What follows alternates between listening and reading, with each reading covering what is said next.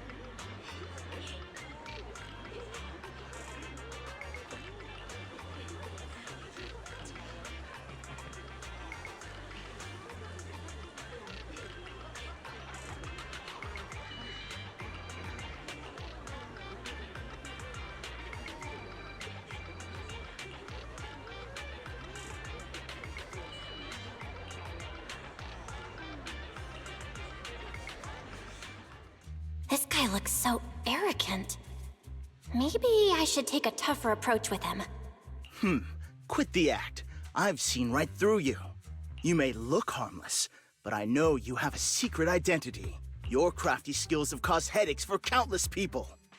Not to mention, you're revered in your field. Everyone knows who you are. Your true identity is a member of the most infamous band of thieves in New Eridu, Mockingbird.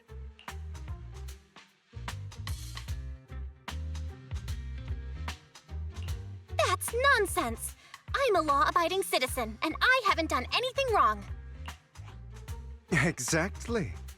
If you're so confident in your judgment, why not call PubSec?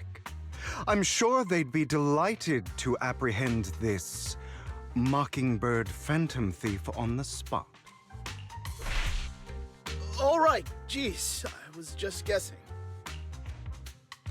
Forget it. Clearly, you have no idea who I am. I'm Curtis Ravenlock. That's right, of the esteemed Ravenlock family from Tops. You'll face consequences for crossing me. You're an esteemed member of Tops. Why join a raffle with us plebs? Offense is the best defense. Seems like you've got that down. I'm only here because my family sponsored this event. I just joined the raffle for fun. It's not like I actually need the bunny. Anyway, you were the only one next to me when I lost my wallet. It has to be you. Just admit it.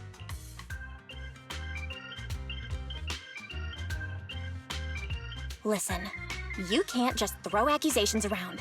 You'll be held accountable for what you say. I did not steal your wallet. But if you insist that I did, let's go to PubSec together. Of course, if you can't prove it, I'll be pressing charges against you.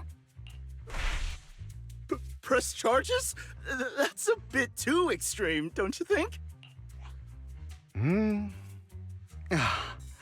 Looks like you found the right approach to deal with people like him. In any case, my wallet is missing. It had a ton of Denny's, so someone's got to answer for that.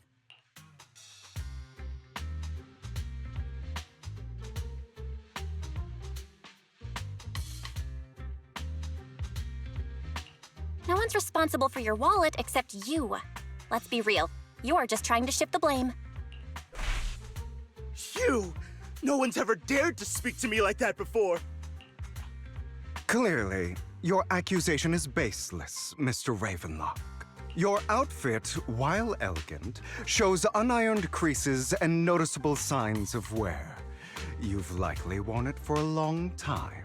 Plus, the wet ink on your cuffs suggests that you rushed straight here from your workplace. Likely so you wouldn't miss today's raffle. All in all, it's clear you're not well off and quite careless. Chances are you lost your wallet yourself, and it probably didn't hold much cash. Is that why you jumped to accuse others? Hoping to leverage your family name to make a quick Denny? That's utter nonsense! Regardless, you owe this person an apology. Damn it! You'll regret this! Just you wait! I really hate it when innocent people are wrongfully accused. But it's all over now. I hope it didn't ruin your mood.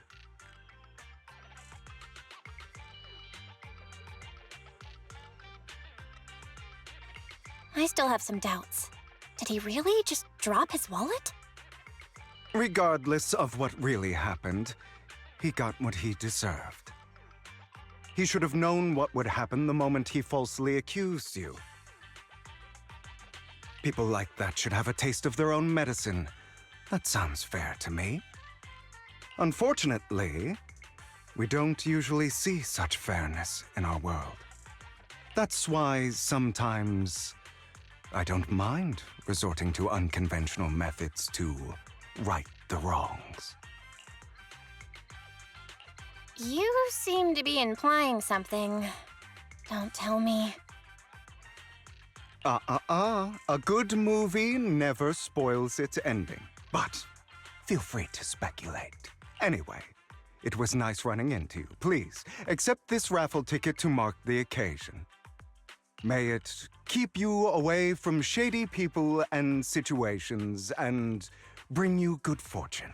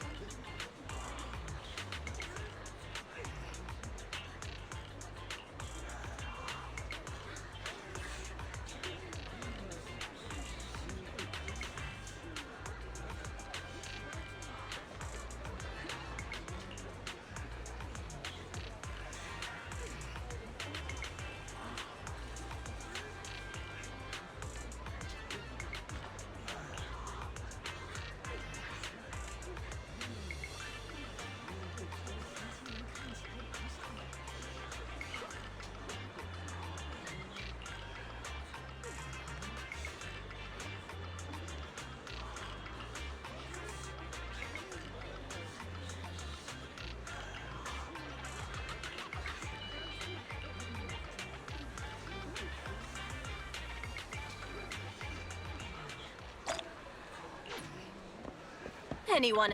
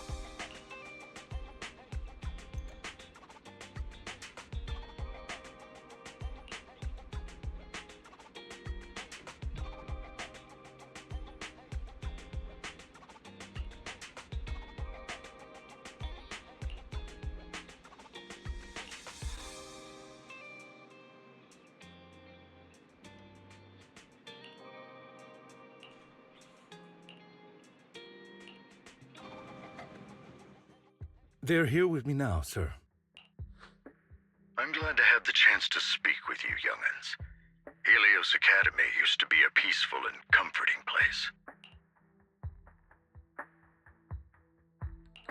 You know about Helios Academy? Yes, I do. And I knew your teacher, Carol. She was a kind person. I was truly sorry to learn that she was the one held responsible for the fall of the old capital.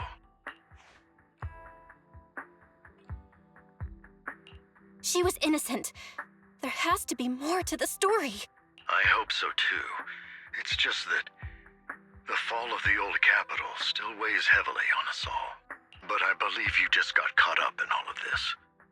I'm sorry for what you've been through over the years. It must be tough. Sooner or later, we'll find the evidence to clear her name.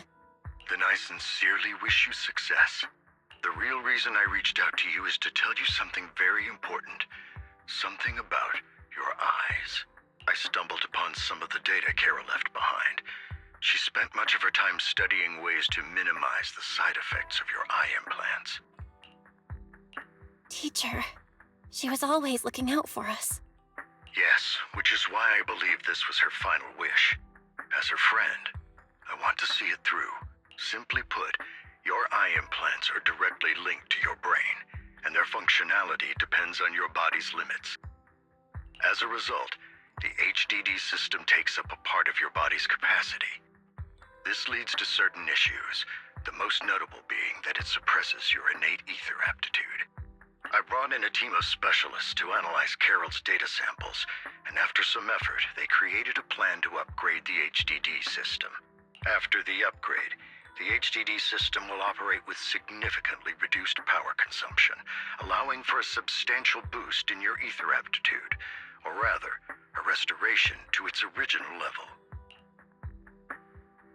Do you mean that once the HDD upgrade is done, we'll be able to enter the hollows ourselves without Eos? Exactly.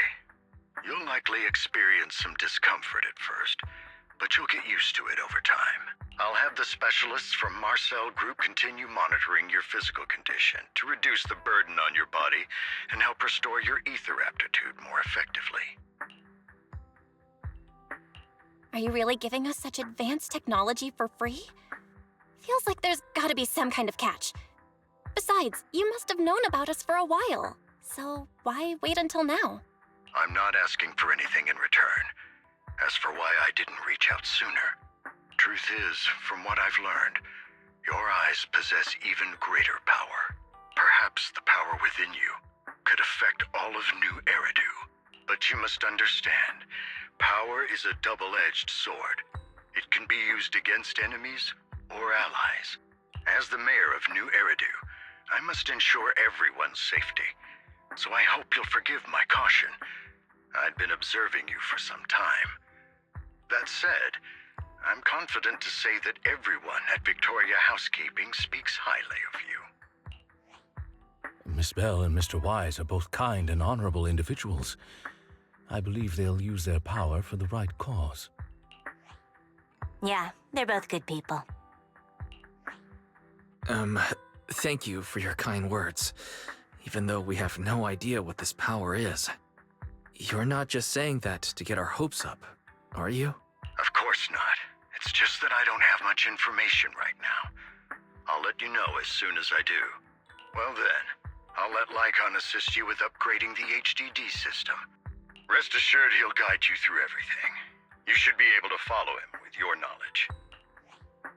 If you would follow me.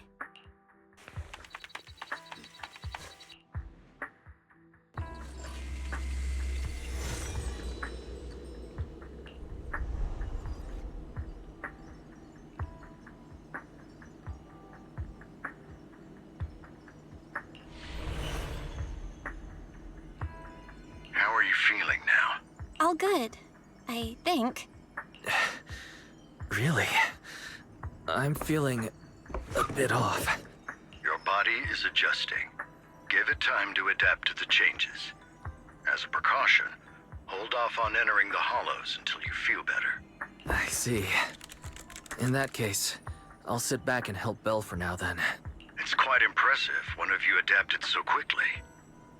Your ether aptitude is now on par with most Hollow investigators, meaning you're ready to explore regular Hollows. But you must be careful at first.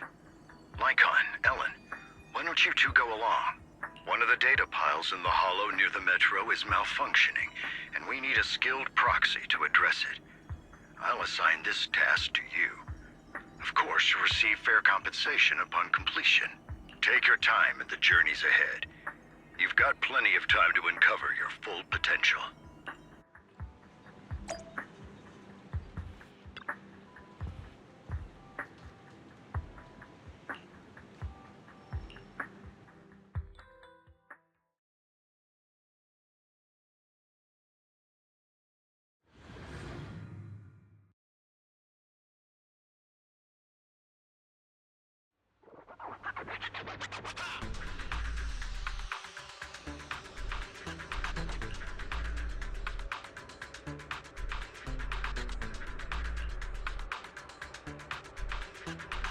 Master Proxy, the data pile that the mayor mentioned is in this direction.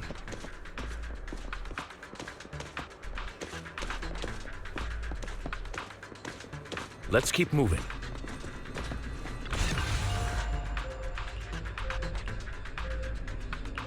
The data pile that the mayor mentioned is near that garage ahead.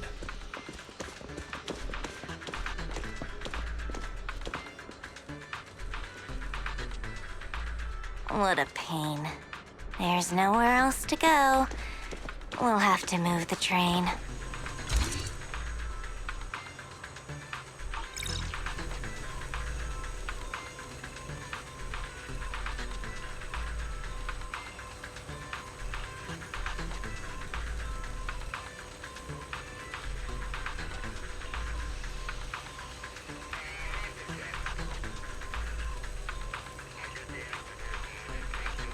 We should search for the passcode nearby to disable the laser, and then move the train.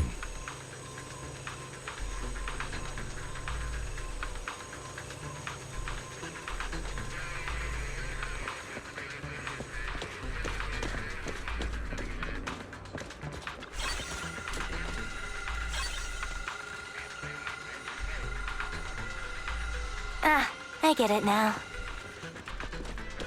We should be able to enter the passcode now.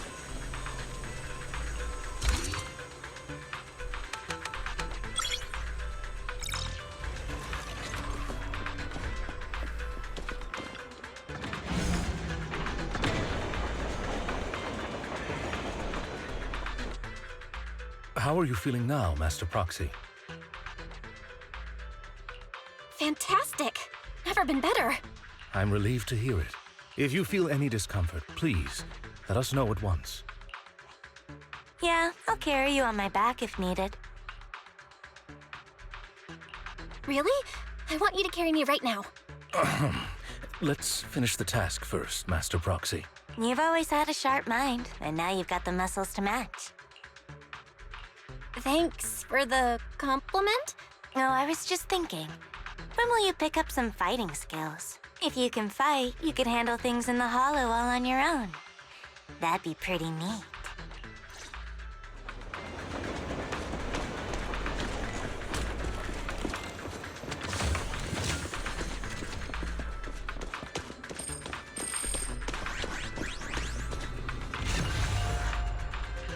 Master Proxy, the data pile is right up ahead.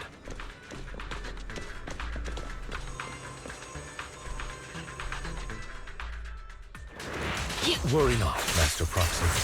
We'll ensure your safety. Sick! Thank you. Sorry, I still need you guys to protect me. But sick! Take this. Looks like I gotta buck up a little. Roxy, you don't need to...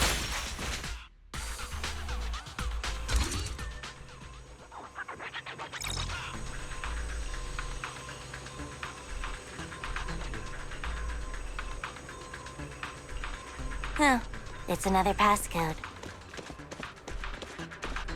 We should be able to find the passcode nearby. Let's keep an eye out for it.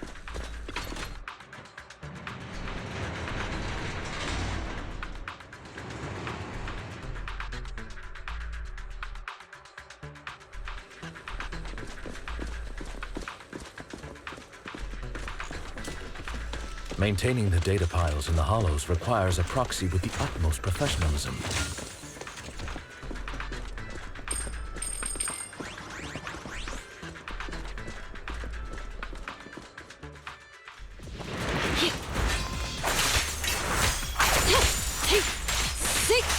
Get lost! Yep.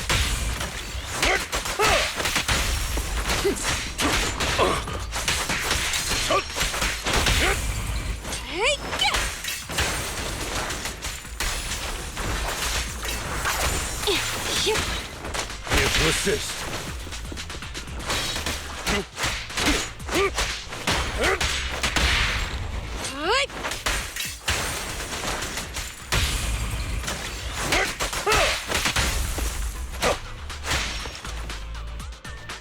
Master Proxy, let's take a look around this area.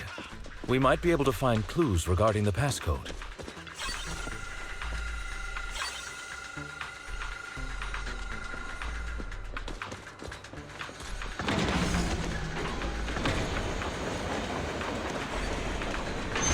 Proxy's moves seemed more fluid in that lap. Master Proxy, this should be the second passcode.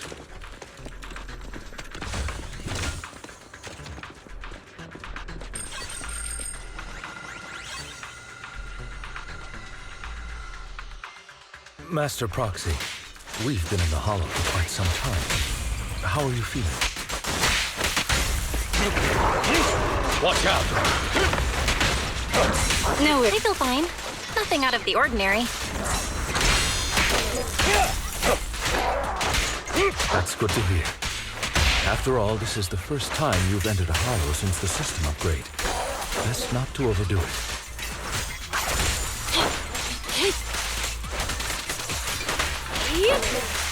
Take this. Get lost! Let's end this fight quickly.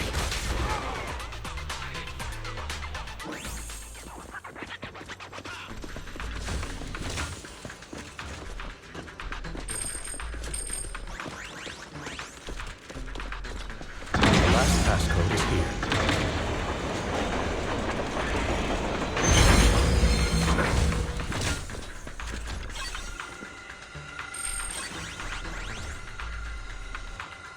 All right, that's all of them.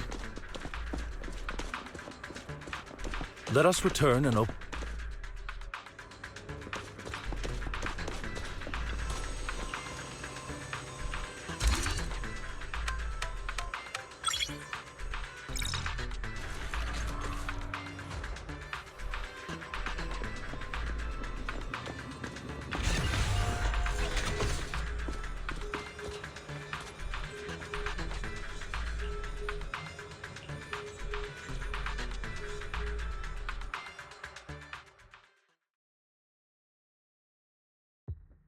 The mission was a success, sir. Master Phaeton's performance was outstanding. Excellent.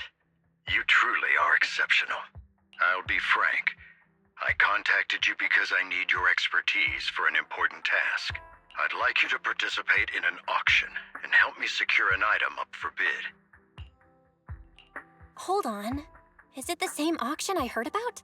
The one with all the high-profile attendees? Yes, that's the one. I knew asking you was the right choice. Since you're aware of it, I'll get straight to the point. It's related to the sacrifice you encountered. Sacrifice? Has it appeared again? Remember the sacrifice you took down near the construction site? Public security did some research after retrieving it. It turns out it can maintain its form outside the Hollow and carries human genes. Within it, we extracted a mysterious core. This core possesses the same inexplicable power as the sacrifice, allowing it to exist without relying on ether. However, the core was recently stolen from the most secure lab in New Eridu. We suspect this is an inside job rather than an external theft. We searched extensively without success, until I saw the auction flyer. The core has been concealed within an auction item. So you want us to bid on it at the auction. But why us? The power of the sacrifice is highly volatile and destructive. We must keep it confidential, at least for now. And I, as mayor, am not suited to participate in the auction myself. Plus, I'm running checks on my inner circle due to the theft. Frankly, there aren't many people I can trust. Don't worry, the funds are covered, and Victoria Housekeeping will be assisting you. Of course, this hinges on one condition: your willingness to aid me. All right, we'll give it a shot. Thank you very much. I knew that I could rely on you. The only hurdle now is the invitation. It's exclusive to Tops, so obtaining one might take some time. I'll handle that promptly. I'll leave the rest in your capable hands. You seem a bit puzzled, Master Proxy. The relationship between the mayor and Tops seems rather delicate. You're quite perceptive. As you know, the roots of New Eridu's governance lie with the Mayflowers, while Tops is a conglomerate of companies. Power and profit often lay the foundation for conflicts, which is why securing invitations could be tricky for us. Things would be much easier if Tops weren't so involved. But worry not, Master Proxy. It may take some time, but we will overcome these obstacles. Now, if you've no further need of me, I'll take my leave. Have a good day.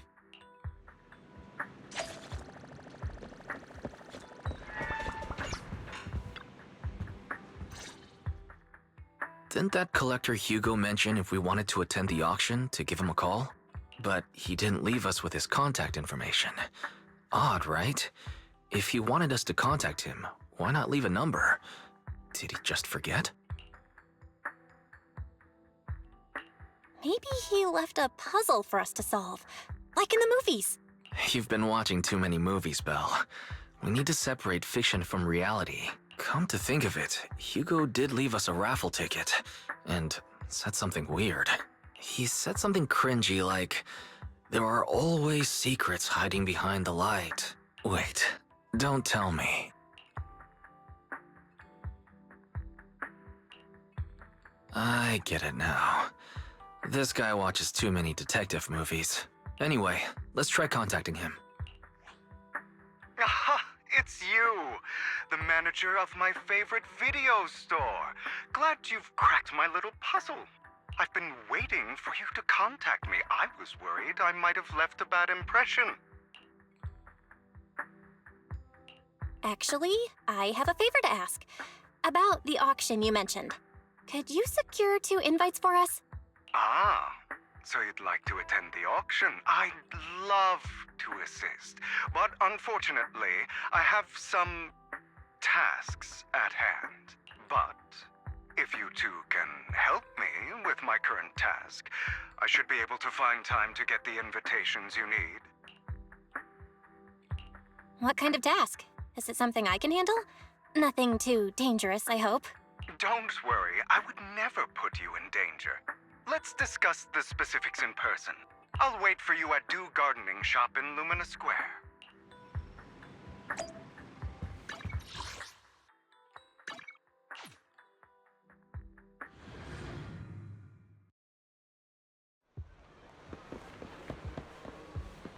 You...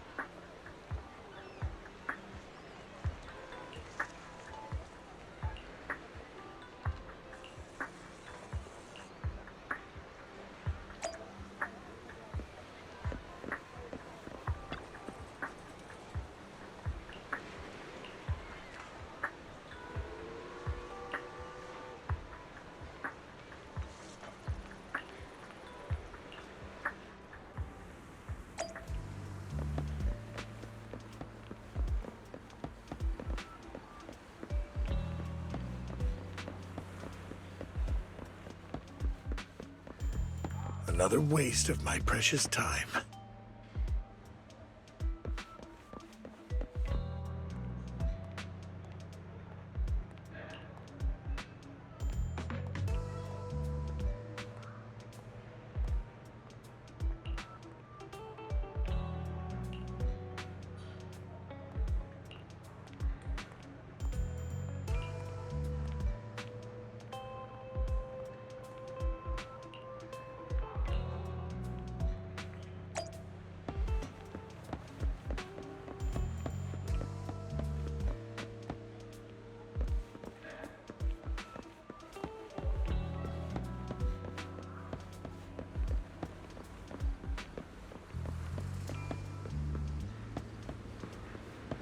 This time, I'll lead the family back to the top.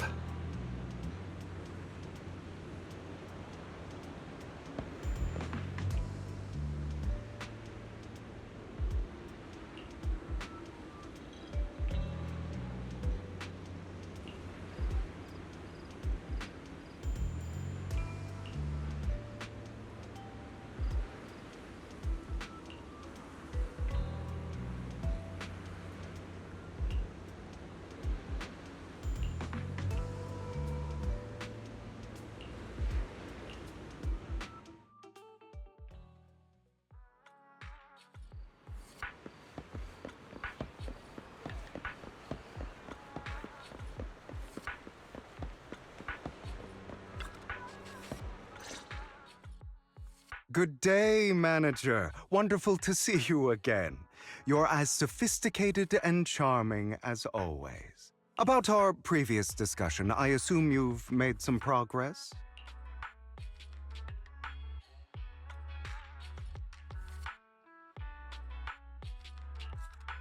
I see. Looks like it's more complicated than I thought. I appreciate your help. Here are the promised invitations for you.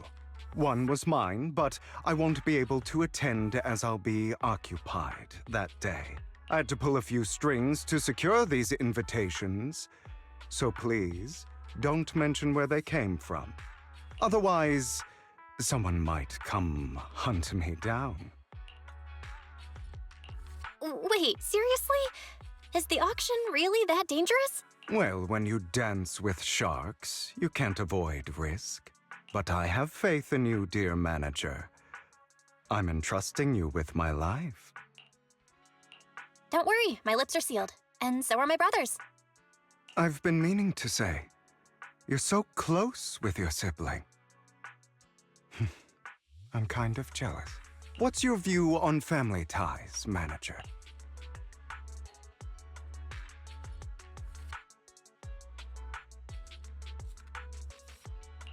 It's a bond you have to maintain carefully. Even as family, we might not fully know each other. For example, someone who was like a mother to us loved us deeply, but also kept many things from us. Mother. Huh. For me, that word only brings fear, pain, and hatred. I once had a half-sister. Different mothers. Had? Did you two fall out of touch because of an argument or something? No, we never argued. I would like to try, but it's too late. She's been gone so long. I can barely remember her face. I'm sorry. I didn't realize it was a sensitive topic. My condolences. It's okay. I brought it up first, and it was ages ago. Anyway, back to what we were saying. It's highly likely that Hartman will be at the auction as well. As you know, while he's the rightful heir to the Ravenlock family, he keeps many secrets. Should you cross paths with him in the future, be cautious. He's sitting up on his high horse looking down on everyone else, and he'll do whatever it takes to get more power. I hope these upper-class people eventually face the punishment they deserve. Too bad the scales of fate lean one way or another, unless someone steps in to tip them back. I digress. That's all for today. I have some errands to attend to, so I'll take my leave. Have fun at the auction.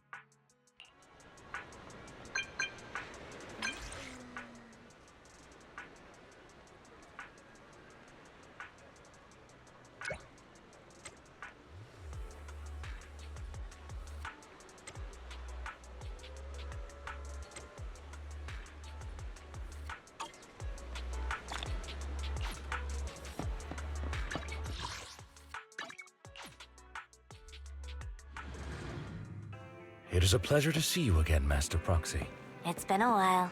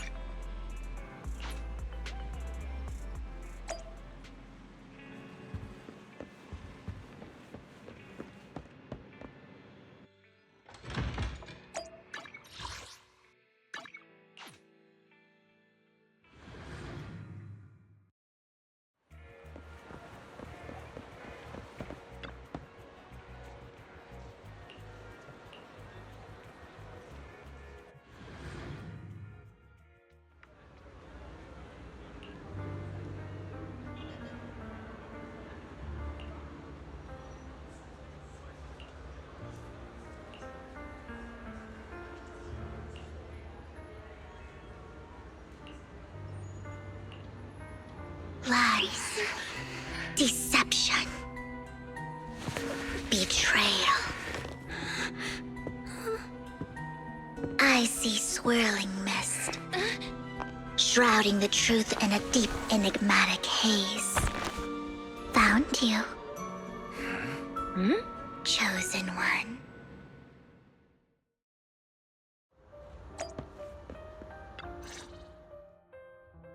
You are exactly as I thought you'd be.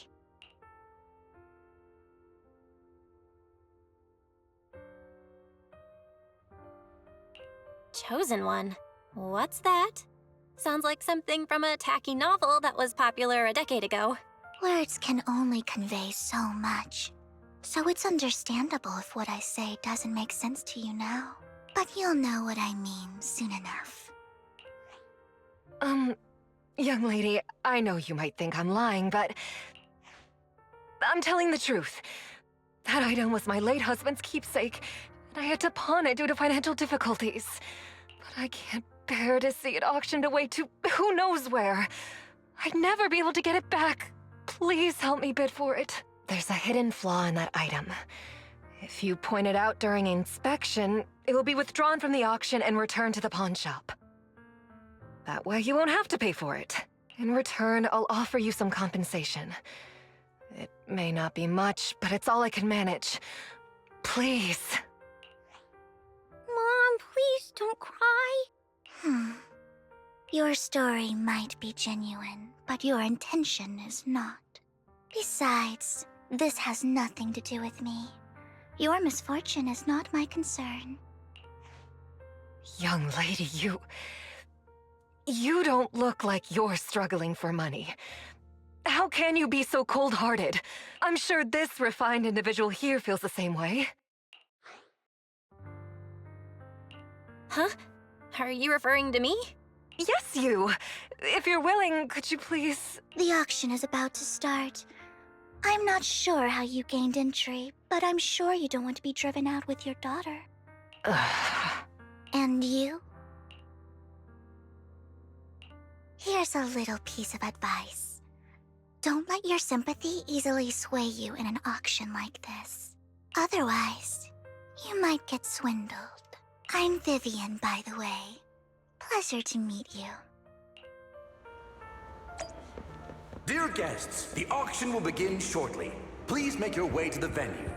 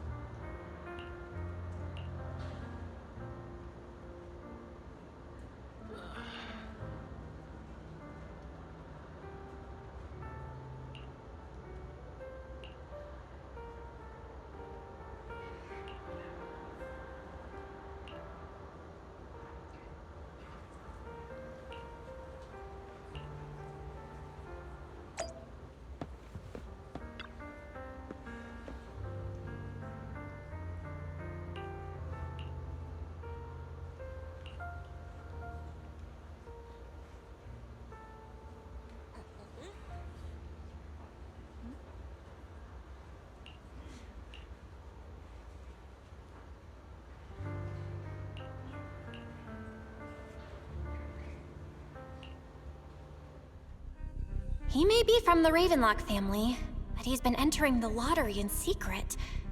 Maybe he's not as well off as I thought. Ugh, what rotten luck. I didn't expect to see you here. I won't back down this time.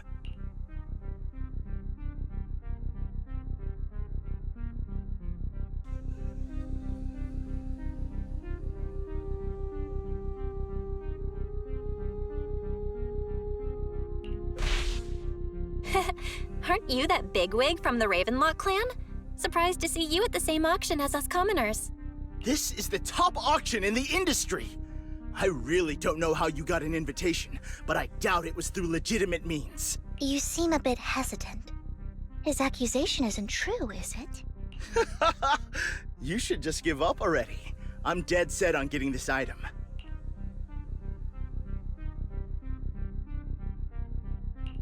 Good luck to you. Host, I increased my bid by 20%. Where could you have gotten so many Denny's? A solid move, but perhaps a bit too costly for me. Okay. Let's not rush into inflating the price. Seems like it's just the two of us interested in the item. Why don't we discuss this in private first?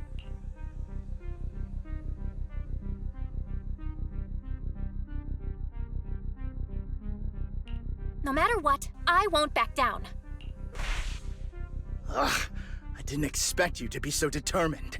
This is the perfect moment to shake your opponent. You're really stubborn, huh? Is it really worth arguing over such a small collectible?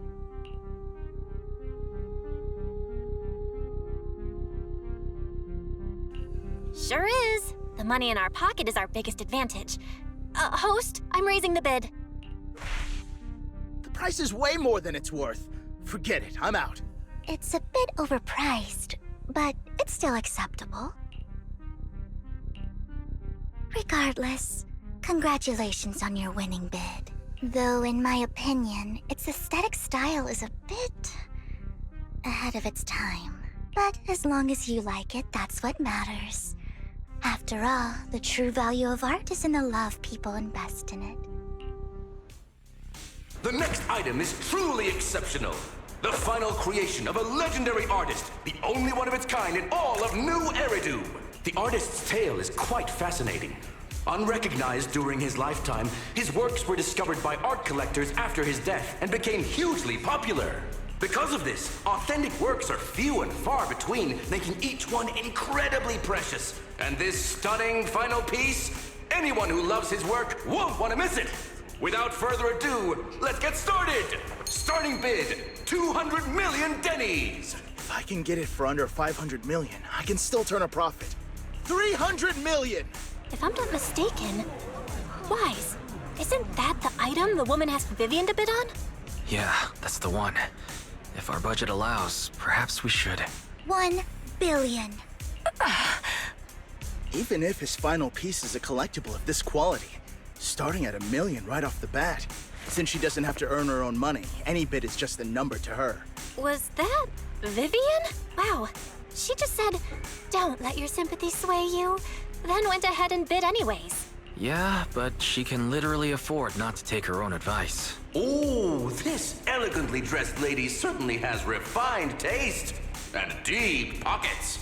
So, is anyone ready to challenge this young lady? Invest in the legacy of a talented artist who left us too soon. Its value could double in the future. I'd advise against it. I'm going to bid on this no matter the price tonight. This young lady is certainly very confident. Our time is almost up at $1 billion. Going once, going twice, going 3 times. Sold for $1 billion. All right, ladies and gentlemen, that concludes the first half of the auction. Please feel free to unwind in the lounge for a bit, as more treasures await in the second half.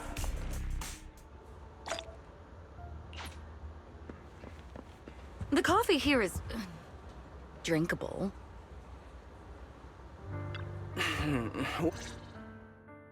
You have a strange look on your face. Despite her ruthless exterior, she's actually quite kind-hearted. Though you wouldn't dare think that, would you? Not at all. That's not what I'm thinking. You're not being honest, and I don't appreciate deceit. Just to clarify, I didn't assist that woman out of kindness, nor do I plan on giving up the item I just purchased, because it's nothing more than a common scam. A scam? So you're saying that woman is a con artist? They'll tell you a tragic story, begging you to help bid on a collectible at a high price. They promise a reward and guarantee the item will be withdrawn from the auction, so you think you won't have to pay anything. But the reality is, once you bid, the deal is done. No going back, and you end up shelling out a hefty sum for something worthless. So, why did you still bid on the item? I really enjoyed the story of that legendary artist. Art at its essence sells stories, doesn't it? I'm willing to pay the price for the stories I choose. That's another lie. Looks like you believed me. How did you figure it out again? Let me give you another piece of advice. Appearances can be deceiving. People often mask their true intentions. Sometimes, what you can't see is the real truth.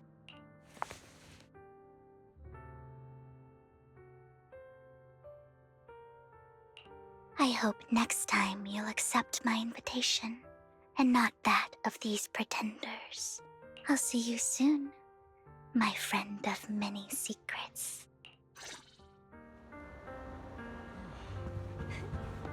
The second half of the auction is about to begin. Please make your way to the venue.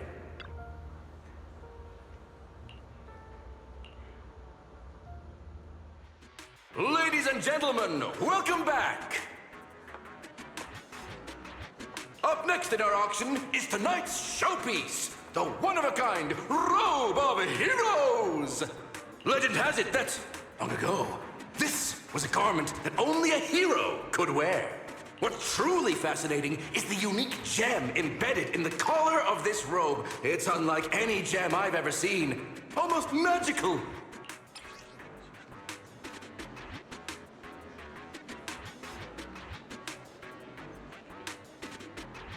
Wise, that gem's probably what we're looking for.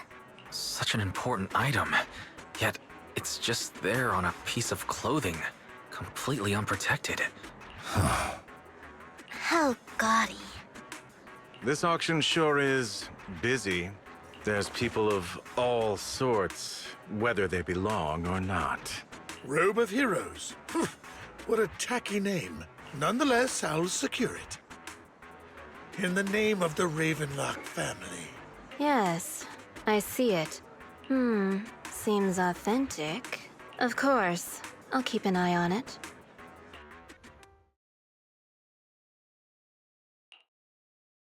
I didn't expect this to drag on so long.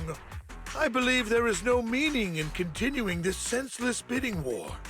Frankly, wasting time irks me more than squandering money.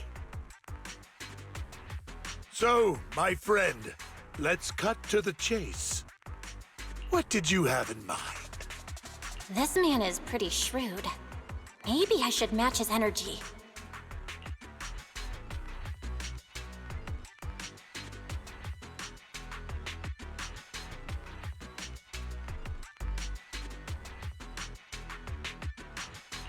Perhaps a better question should be, what can you offer me? The ball's in my court now. Good. I enjoy conversing with people of sufficient intelligence. There are more antiques in this auction than just the robe. Why rush into this? You might find something else you prefer.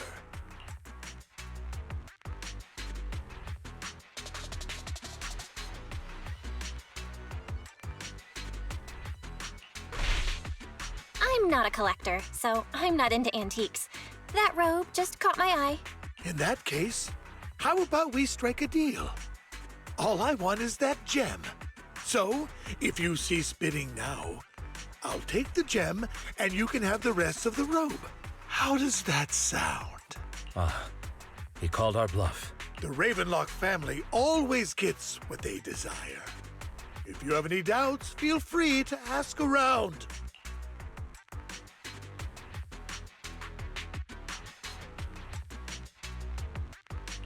What a coincidence! I, too, always get what I want. You're quite confident. You know when to stand your ground. Well done. My time is valuable, my friend. I've already lost a significant amount of Denny's talking to you. If I offer you a token of appreciation, let's say, a hefty sum of dennies. Would you consider backing out of this bid?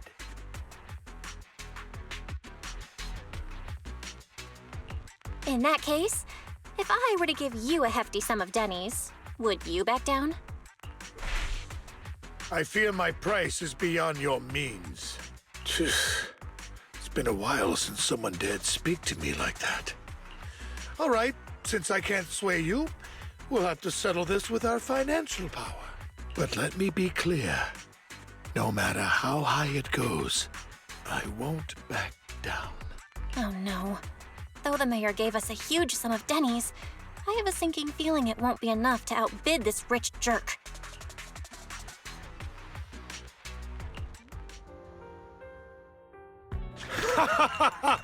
Thank you, everyone. It appears I'm the final winner of this auction after all. Well, I'll be taking this masterpiece with me. Of course. I must extend my sincere gratitude to all of you. Damn it, we almost won! Ugh, denny-grubbing jerks! I got a message from Hugo. He wants us to... Look look up? What happened? Why'd the lights go out? What's going on? The power went out? Mommy! I'm scared! Ladies and gentlemen, welcome to tonight's auction. My apologies for the long and dreary opening. Losers always have a lot to say. That guy looks familiar. Is that... What are you all standing around for? Someone deal with this intruder! How uncouth. I'm simply here to reclaim what's rightfully mine. You! When did you? Well then, tonight's show is coming to an end. I wish you all a lovely evening. Yours truly, Mockingbird. After him! Catch that thief or forget about getting paid tonight!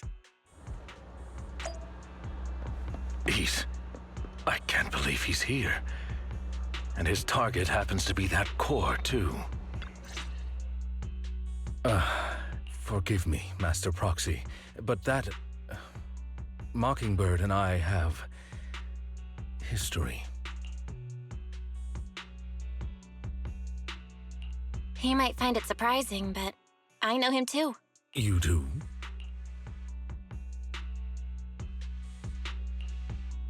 I see. So that's how you know him.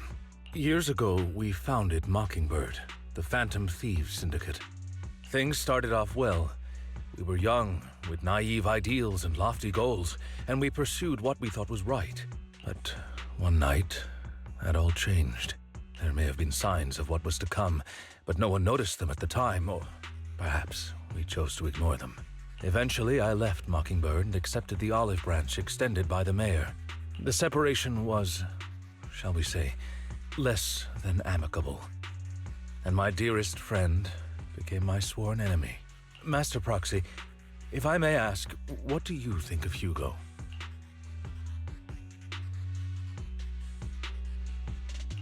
He seems pretty nice. He did lend us a hand, so he doesn't really come across as a bad guy to me. I see. A facade, I'm sure, to earn your trust. In any case, he's very dangerous. I'm still unsure of his intentions, but we cannot risk letting him have the sacrifice core. Based on my past experiences, I can likely predict the route he'll take to evade his pursuers and escape. However, this path lies within the Hollow. Master Proxy, can you... Let's head straight there. I'm feeling super strong right now. Very well. Please, follow me then.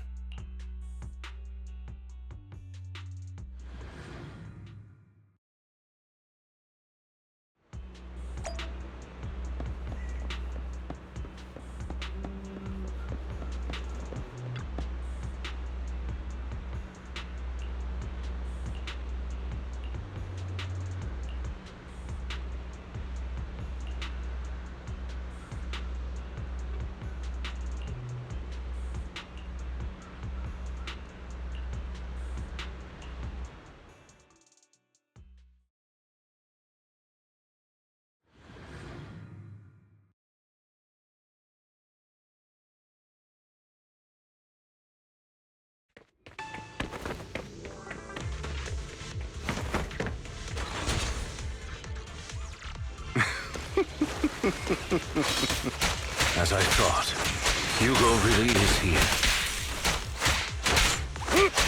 When we were still working together, he would often choose routes that were difficult to attack, yet easy to defend.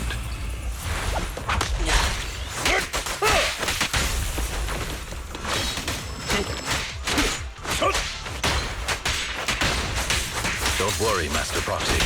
I'll catch him. Master Proxy, the layout of the port is complex. Ethereals may jump out from any corner.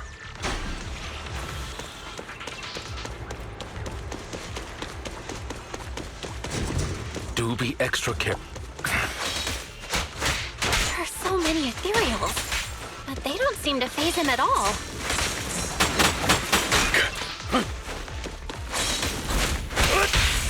Though I am loath to admit it, that man is quite formidable.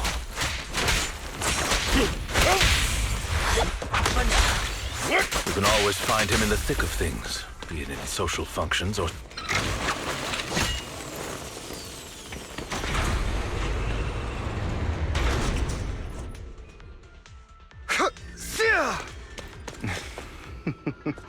Goodbye, my friends. Pay his provocations no heed.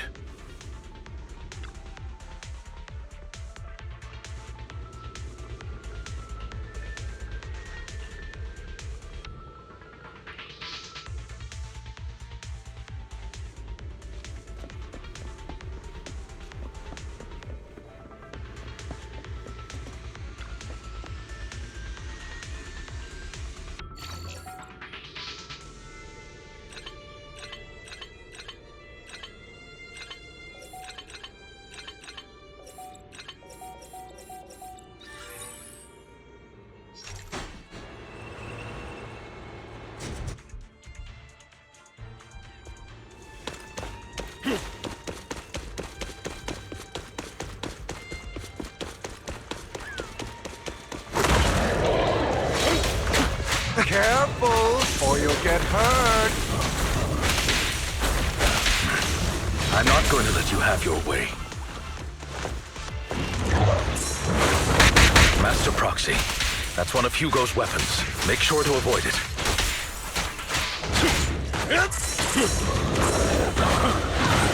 It may look like a coin, but it's actually a dart.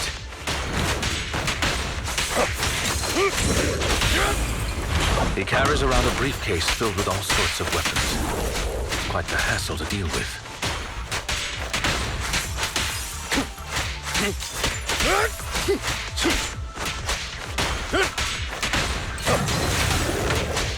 He's extremely familiar with this place. Master Proxy, dragging this out will only be to our disadvantage. Let's proceed through here post-haste. Evade, now!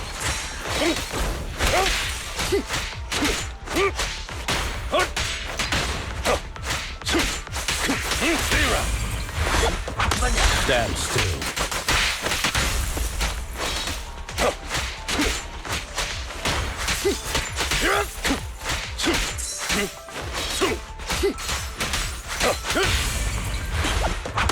Stay calm now. The mechanism here isn't damaged. It's still functioning normally.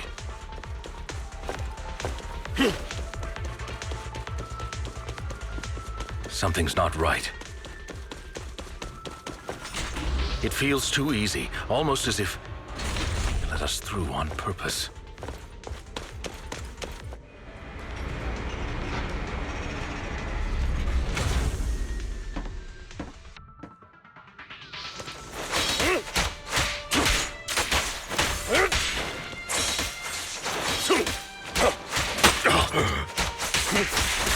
What's the rush, my friend?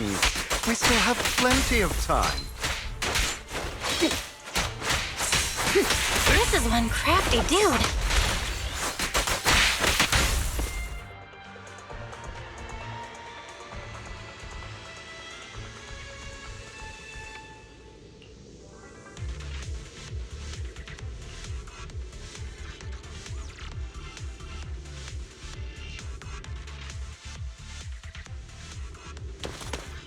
This must be the right way. Not to worry, Master Proxy. We'll be able to catch up to him soon.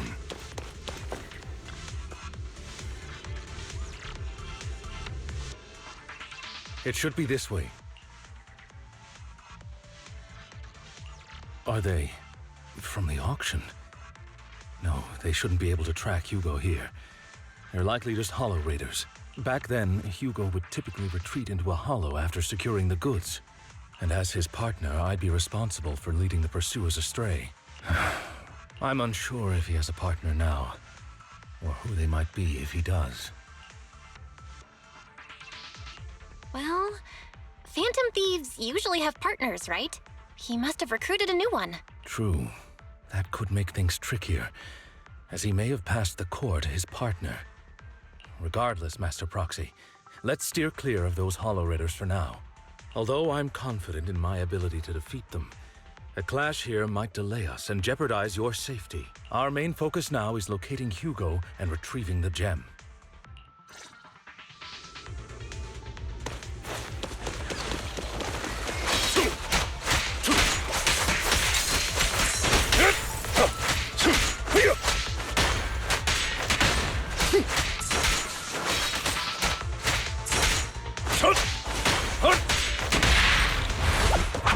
Stand still.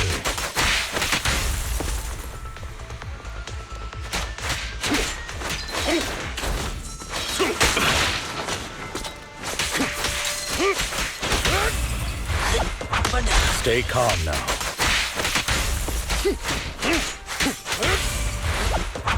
Stand still. He should be nearby.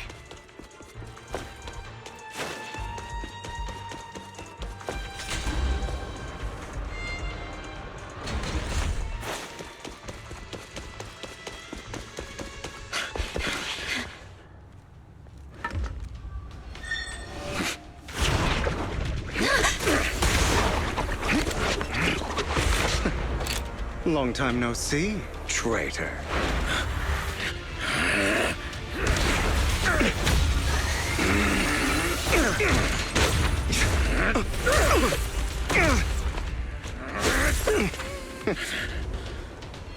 It was you who broke the oath, not me.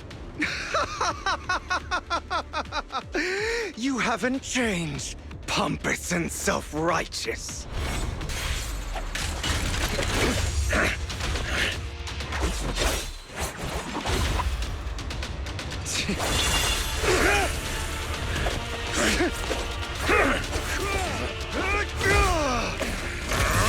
You're beyond reason! Both of you! Enough!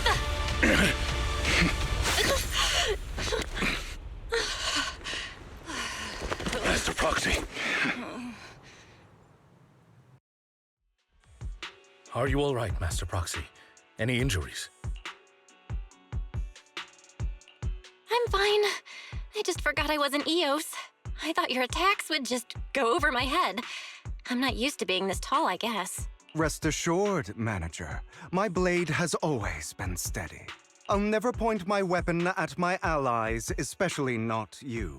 As for that oaf, he has no sense of control in the heat of battle, even turning on his own comrades. I'd thank you not to spread lies.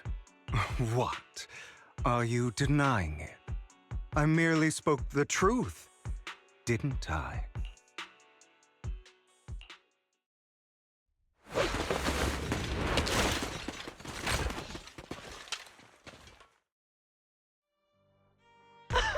Thought we were in for a tough day, but it seems we struck gold in the end. If you value your lives, you better hand over all your etheric resources and any other valuables you've got.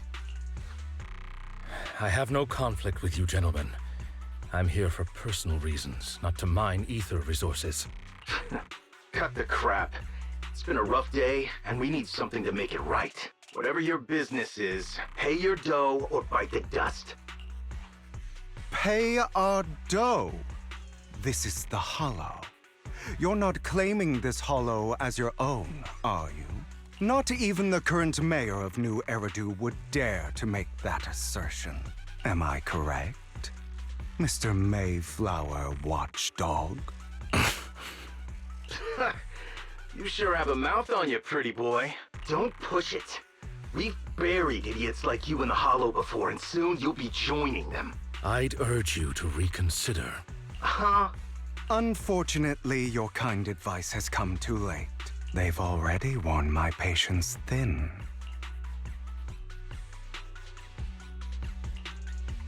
Oh, help me! Scared? Then perhaps you should think twice before you act. You've made your bed. Now lie in it. Sorry! I'm so sorry! Please have mercy! Spare us! We won't do it again! Are you quite done blowing off steam? Don't kill them. I'll hand them over to public security once we're out of... Who do you think you are to tell me what to do?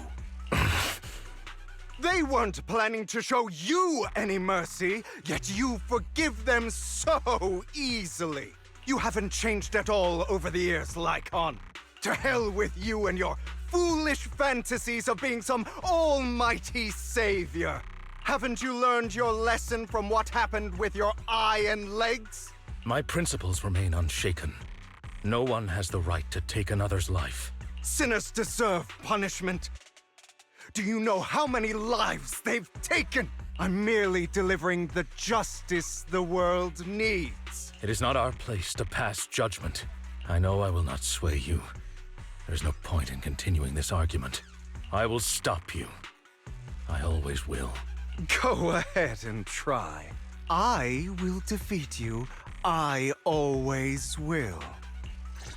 Be prepared to kneel before me, traitor. Talk too much.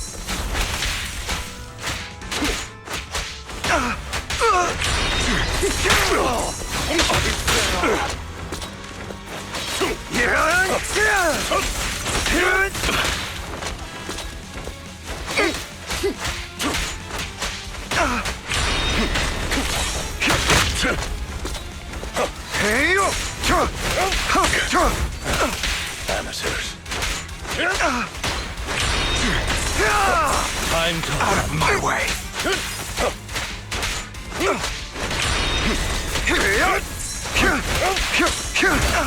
Amateurs.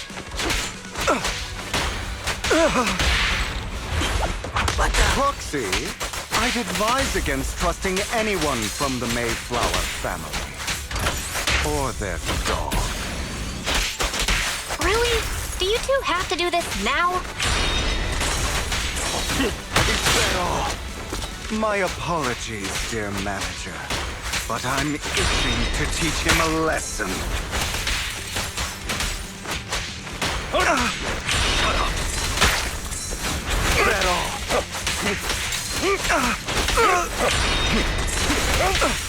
Out of my way, Amateurs. Stand still.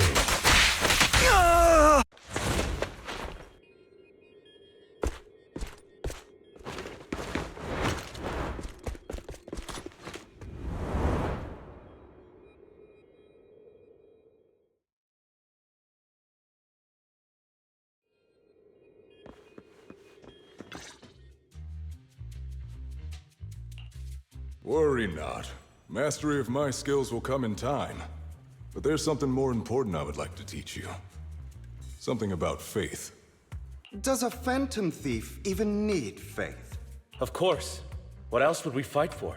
For wealth, fame, and power to stand at the top, so nothing and no one can imprison us. Isn't that what everyone desires? Or perhaps by faith.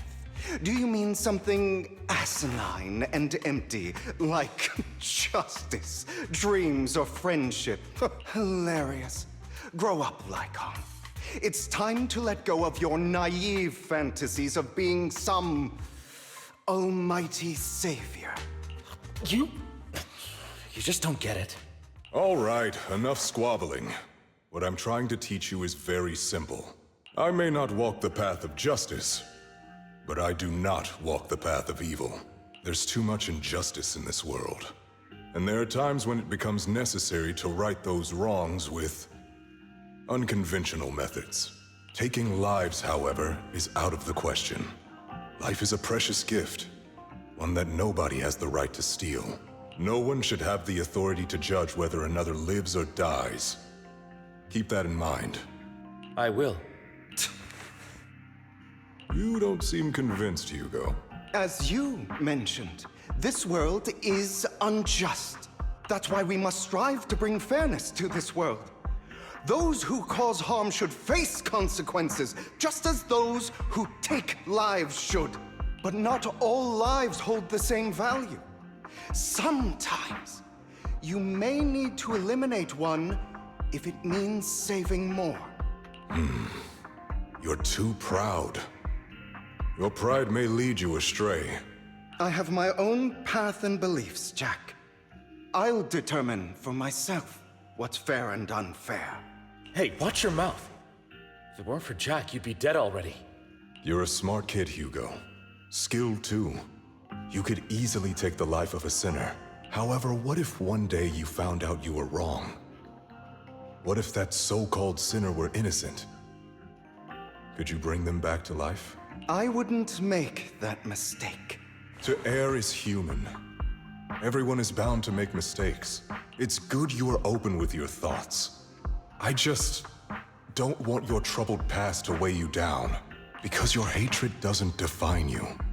It only eats away at you.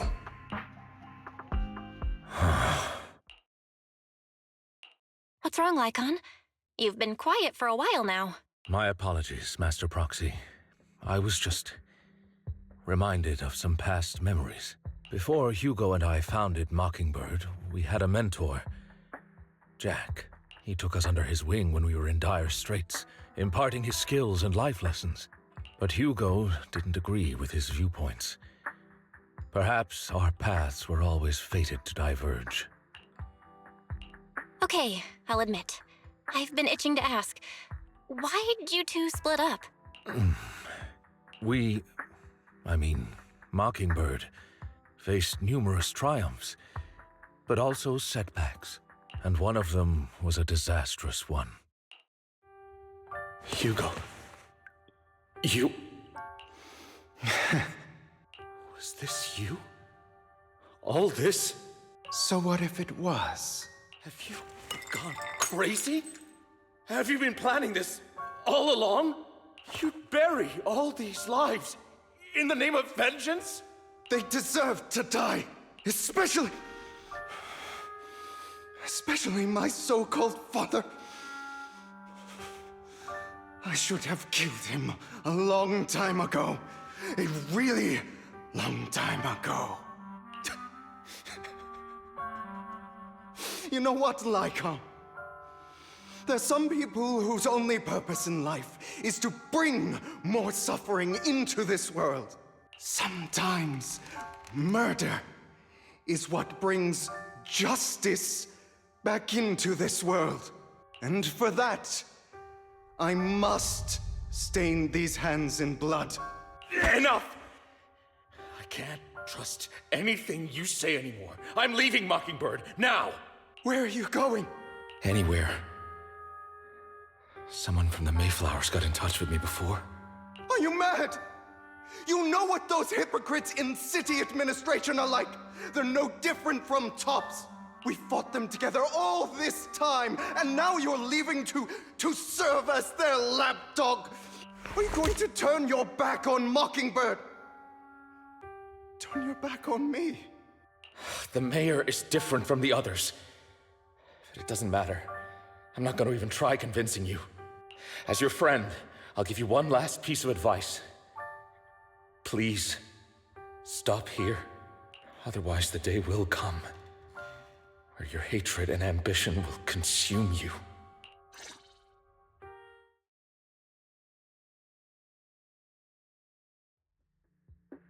My apologies, Master Proxy, that you had to hear such an unpleasant tale. Hugo came from a powerful family, and his relationship with them was always strained.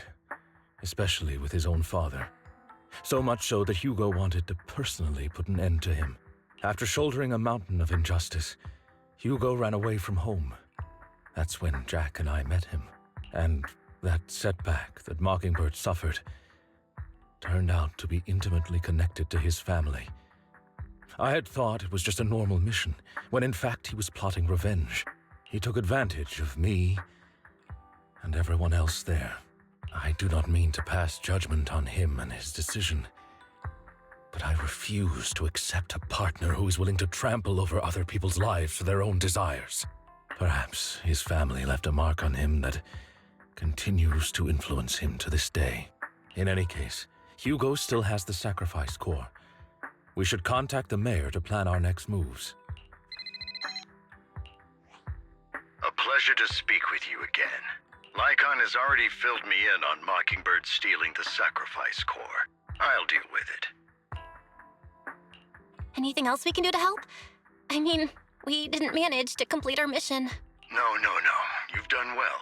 It's just not appropriate for you to get involved in what's to come. We've been through far more dangerous situations. Plus, we've dealt with Mr. Mockingbird before. So maybe we could help you. Really, I appreciate your kindness. It's just... Very well. Seeing as you're all people I know I can trust, I'm going to be frank.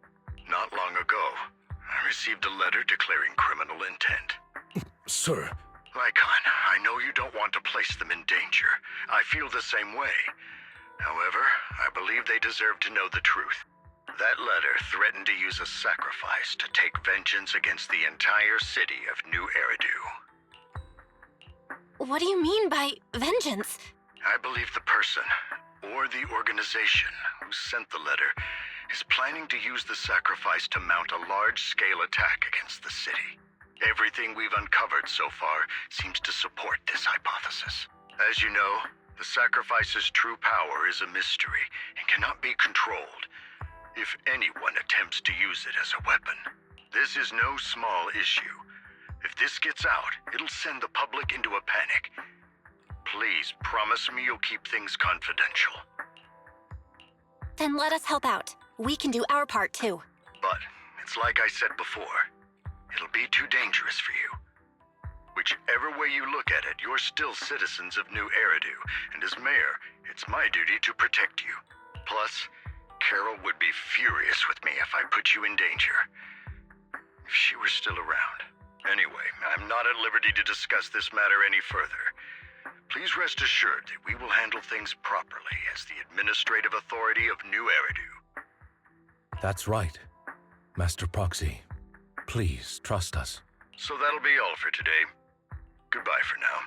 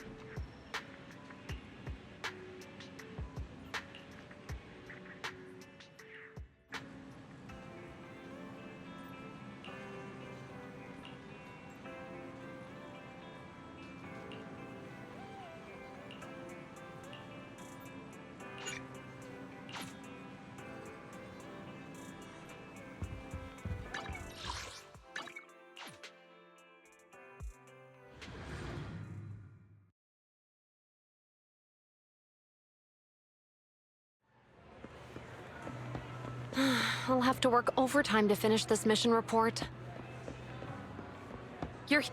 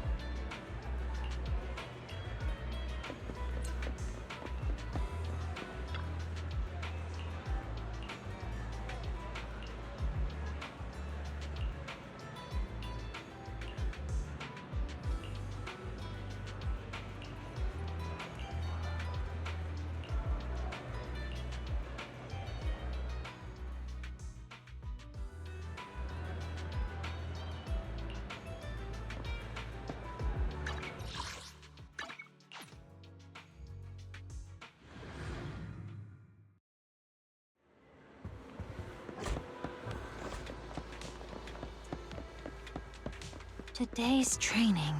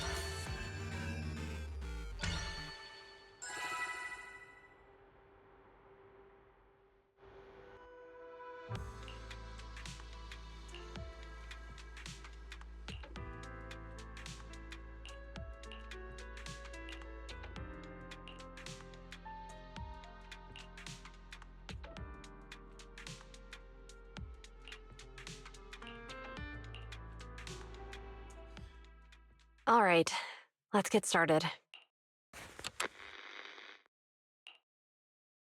I'm probably not getting out of this hollow, but at least this tape recorder still works. Let's say these are my last words. I gave away my anti-corruption equipment to save those civilians, so I'm not in good shape. Unfortunately, we came up against a horde of ethereals right after that. I rushed over to fight them off and tried to save the civilians, but in the thick of all the fighting, I turned back and realized that I was somehow alone. Nobody was behind me.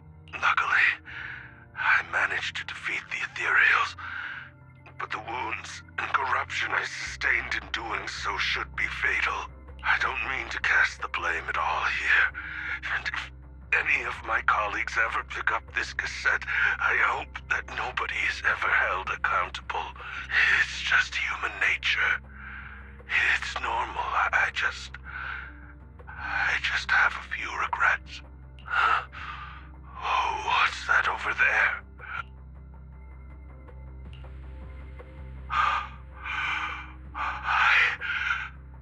I've seen a miracle. Yes, that thing is right. So long as humanity is in constant conflict against the Hollows, we'll never be able to grasp true power. Only by embracing everything. It's the only way. Only by embracing this power can everyone survive. Oh, Creator, please grant me this!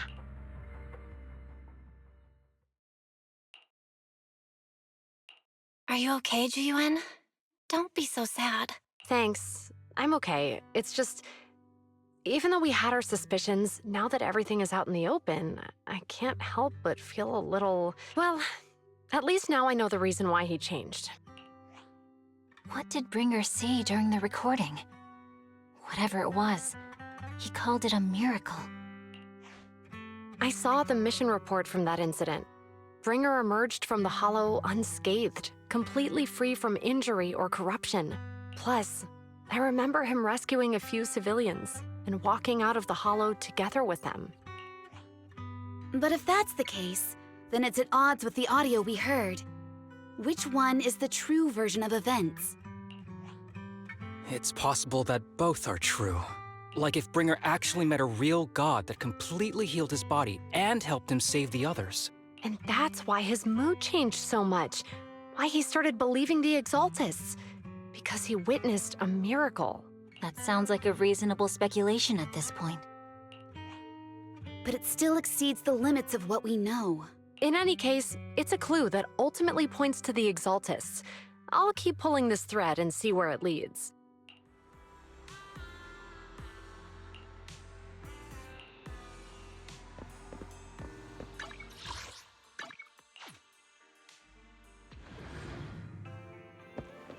I've been waiting for you for quite some time. We meet again, Master Proxy. I imagine you've already managed to gain some info from the conspirators. About some people who wish to use sacrifice to launch an attack on New Eridu. How do you even know about that? I only just found out myself. Because I've been watching you this entire time. I know many things.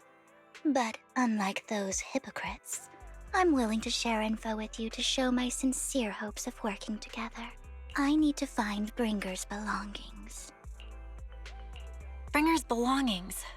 Did he even leave anything behind? Oh, he did. I have complete confidence in my intelligence network.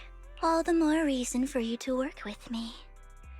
You've probably already guessed, but what Bringer left behind will be crucial for cracking the alleged sacrifice attack. Find it, and we'll finally know what they are after. Who do you mean by they? The Exaltists, of course. They're always lurking whenever something related to sacrifice comes up. Actually, the Exaltists and I, we have a bit of shared history. But no more than that until you officially agree to work with me. All right, I agree then. Splendid. I like people who don't mess around. By the way, might I ask, you're not proficient at in-hollow combat, are you? Well, that's not really what proxies do. As I expected.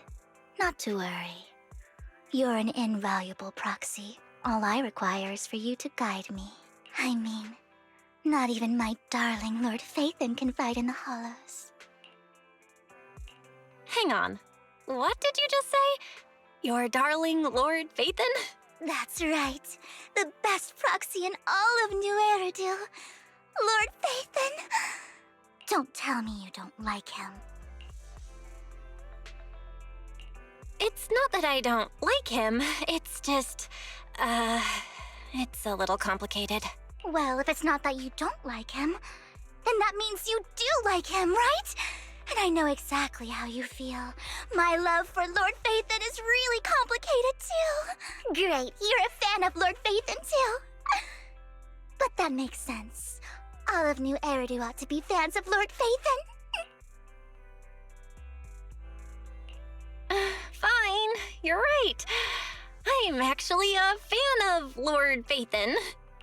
Then we're fellow fans! Wonderful. I feel so much closer to you now.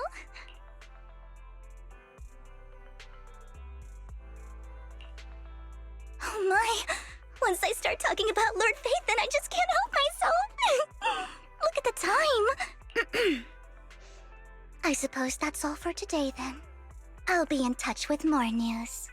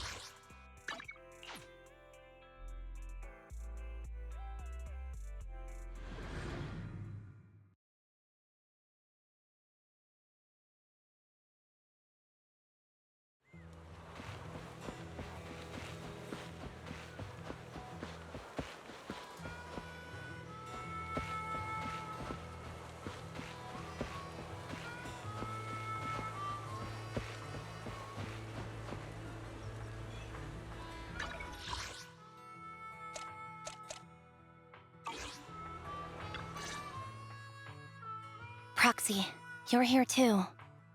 I didn't expect to run into you here. What are you two doing here? And is that a new look I see, Ambi? I'm here to investigate that incident.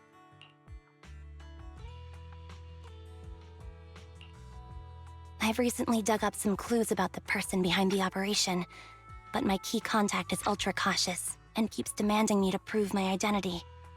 So, to gain her trust, I decided to meet her dressed like this. Now that everything is completely finished, this uniform doesn't really represent anything in particular. For me, it's just another outfit now. We all have to move on someday. I'm helping her. I want to make sure whoever's behind all this is caught. And who's this young lady? Her name's Vivian. She's my friend. We're here investigating a few things ourselves. Ambi, one of the Cunning Hair's most powerful members. And Trigger, an Opal Squad sniper. It's an honor to make your acquaintance. You know us? Looks like someone's done our homework.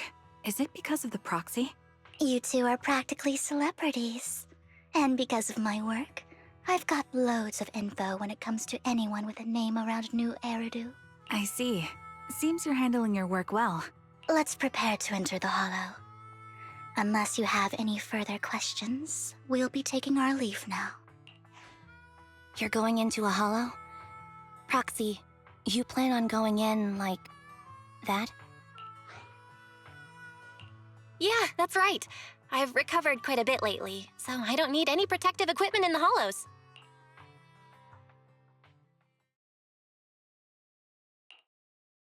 Huh. Aren't you that lady from before at the auction? Hello. I didn't expect to see you again, young lady.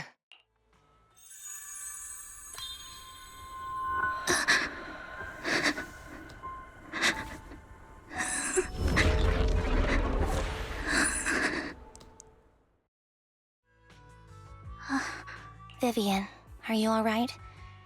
You look depressed.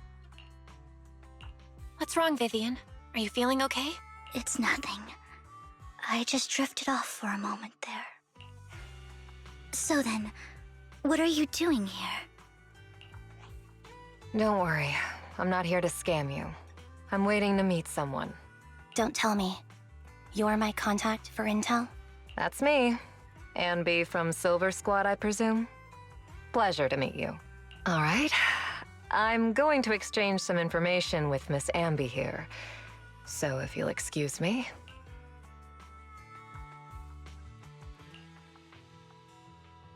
You're not looking so good. Everything okay?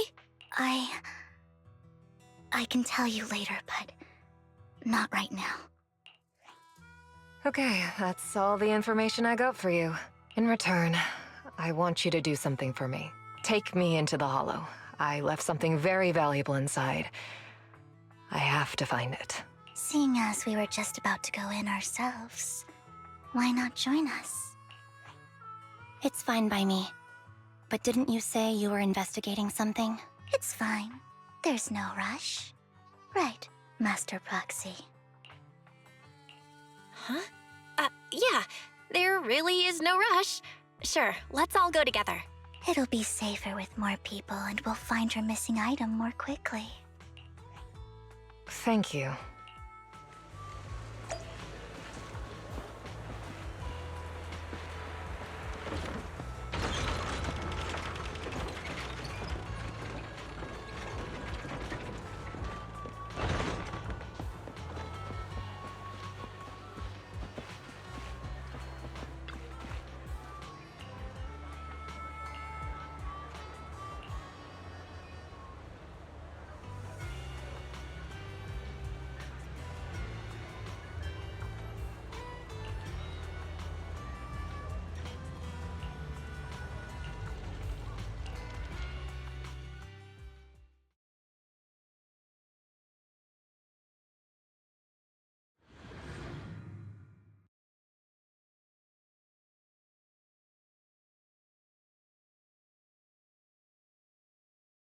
So, what is it that you all plan to do here? We are here to look for something too. Something extremely important.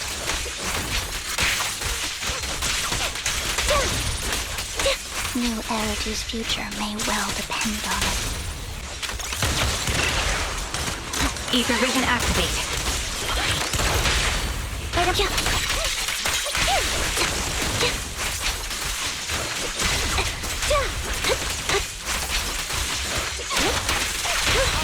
Through. Focus up.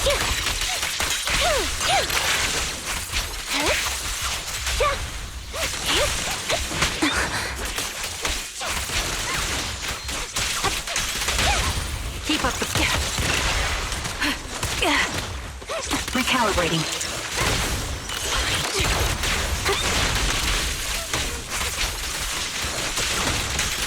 Now it's my turn to ask questions. What exactly is it that you're investigating?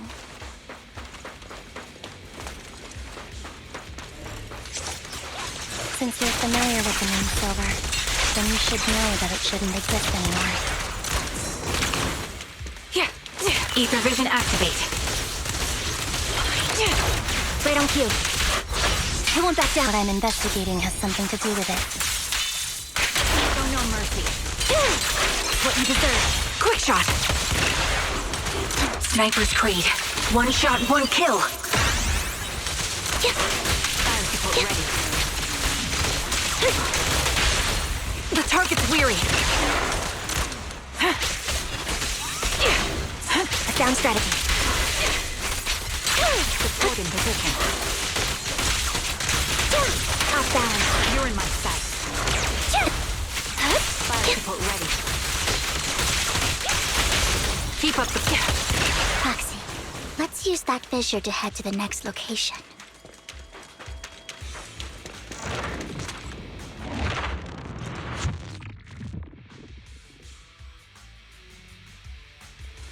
This is the place.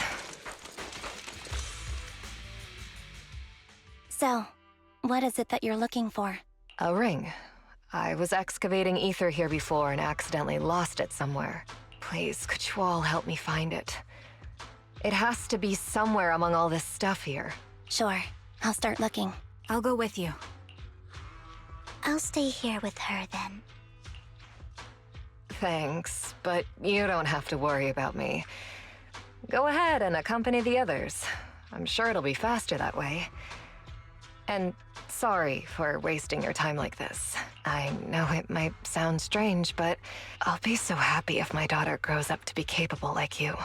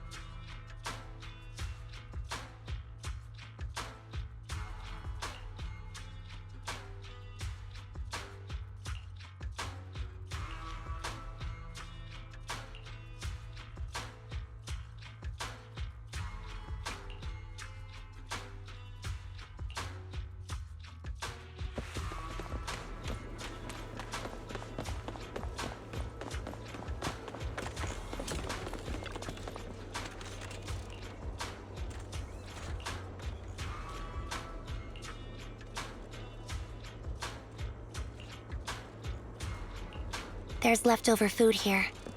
I don't want to imagine what's inside the bag.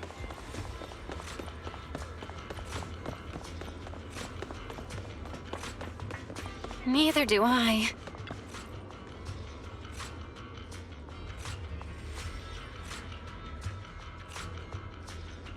A toy that seems emotionally stable. There shouldn't be a ring hidden in it.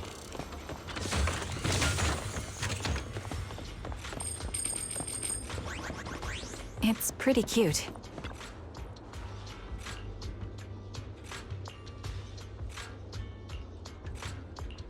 It's a fancy lunchbox? I wonder if its owner is safe and sound.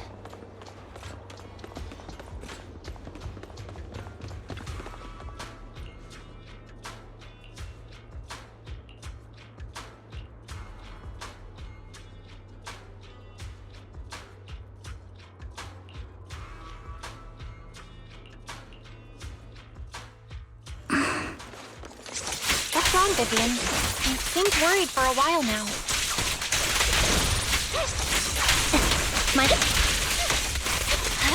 I'm worried about Sienna. Her location should still be safe. Recalibrating. I hope so. Keep up the...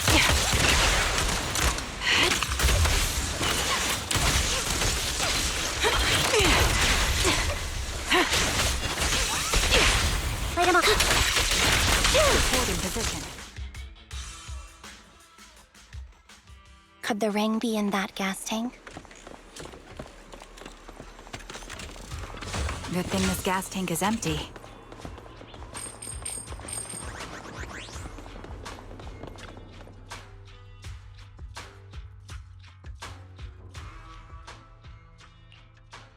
Her vital signs are gone.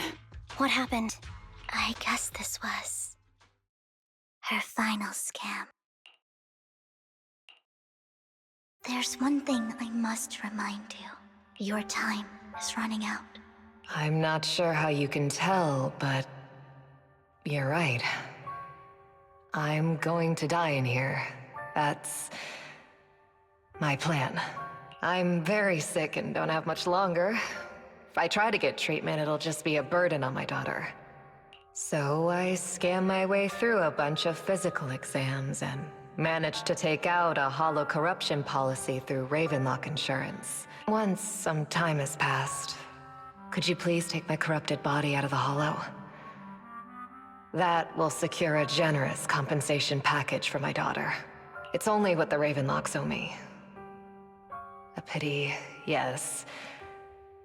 But it's the only way I can squeeze it out of them.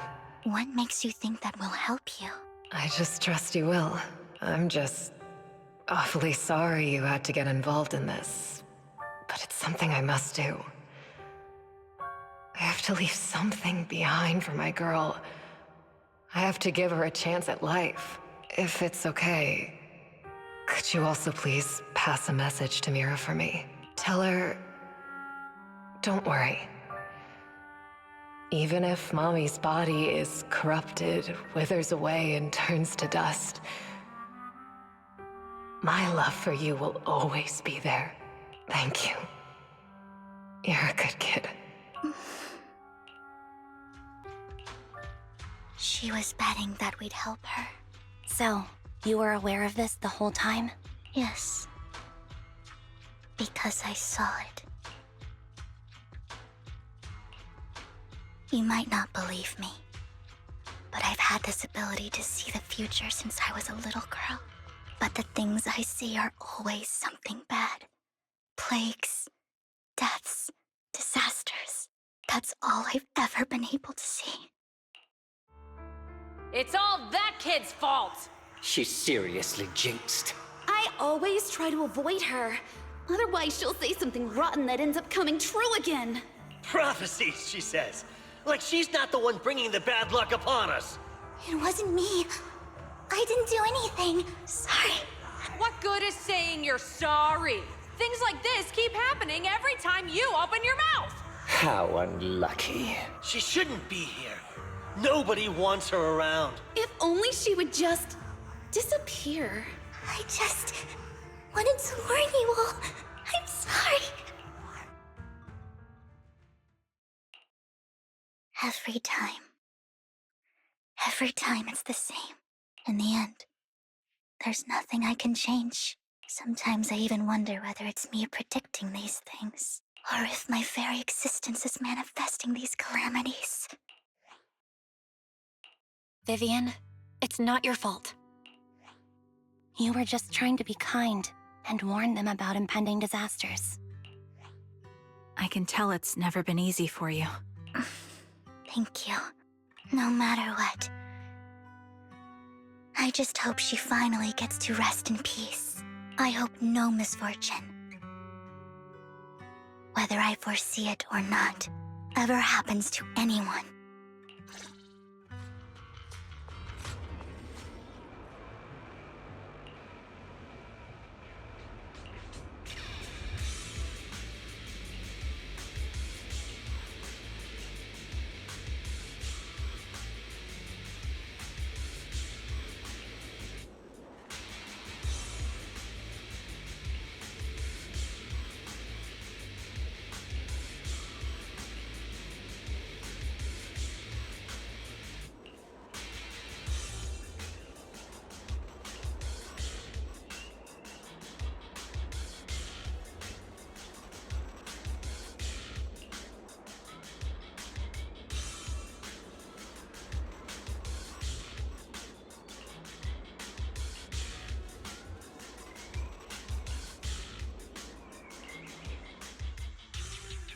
Proxy, do you believe that the future can be changed?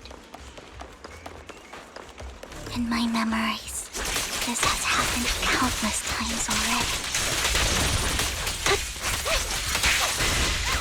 Why can I only see these misfortunes? Adjusting for... Why can't I even have a sliver of happiness?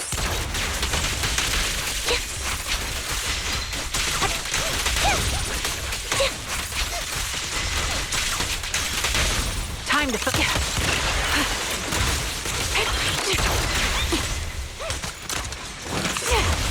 Increase firepower. Focus kill.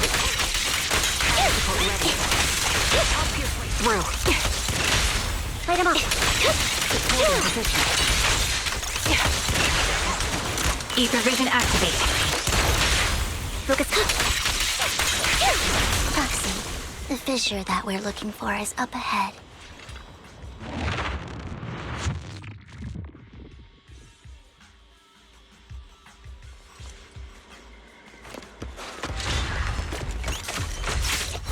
Dissolve.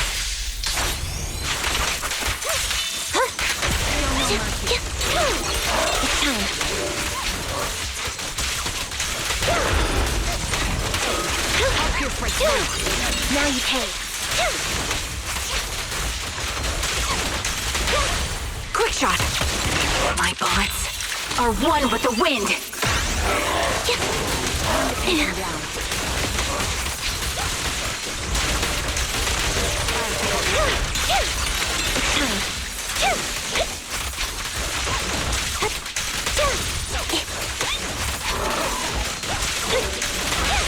The target's weary. Sound strategy. Now you pay. Wait over. Show no mercy. What you deserve. I think it's about time. We should take that lady out of the hollow. You guys go on. Thank you. She gave us the intel we needed, so this is the least we could do. I hope everything else goes well for you. Master Proxy, is there anything you'd like to know? I'm curious about your story, Vivian. But we can talk more once you feel ready. Don't worry, I can wait. You're the first person to ever say that to me. I'd be happy to share my story with you. These premonitions I see are not within my control, and they always come to me in a flash, like a flood of images in my mind. Most of the time, I see death, disease, accidents, and disasters.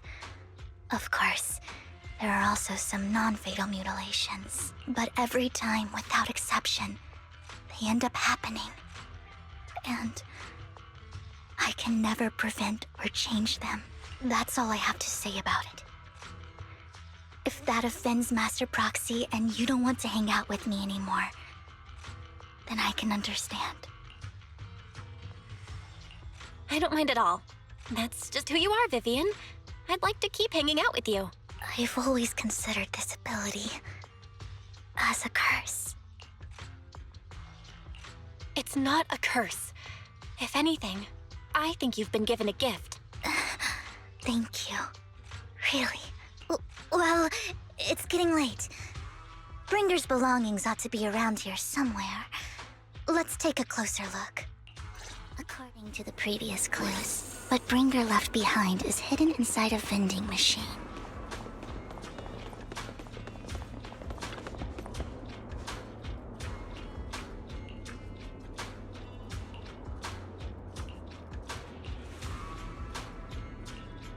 Looks like it isn't in here.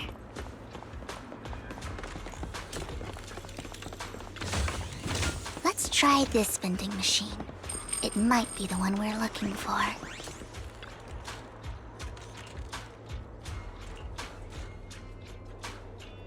Strange, there's nothing in here.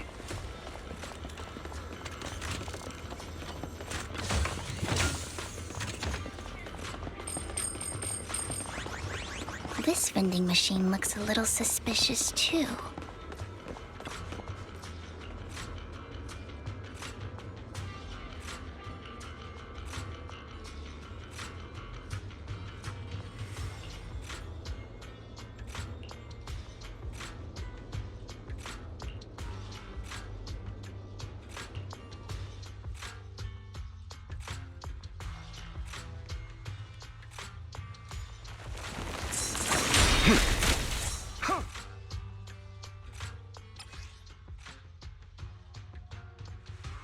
This is it. This notebook is what Bringer left behind. But I don't know what these markings on it mean.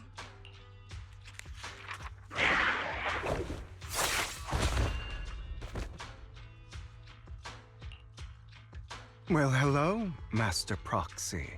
It's been a while. Oh, don't give me that scandalized look. I did just save your lives. I would have protected the Proxy even if you hadn't appeared.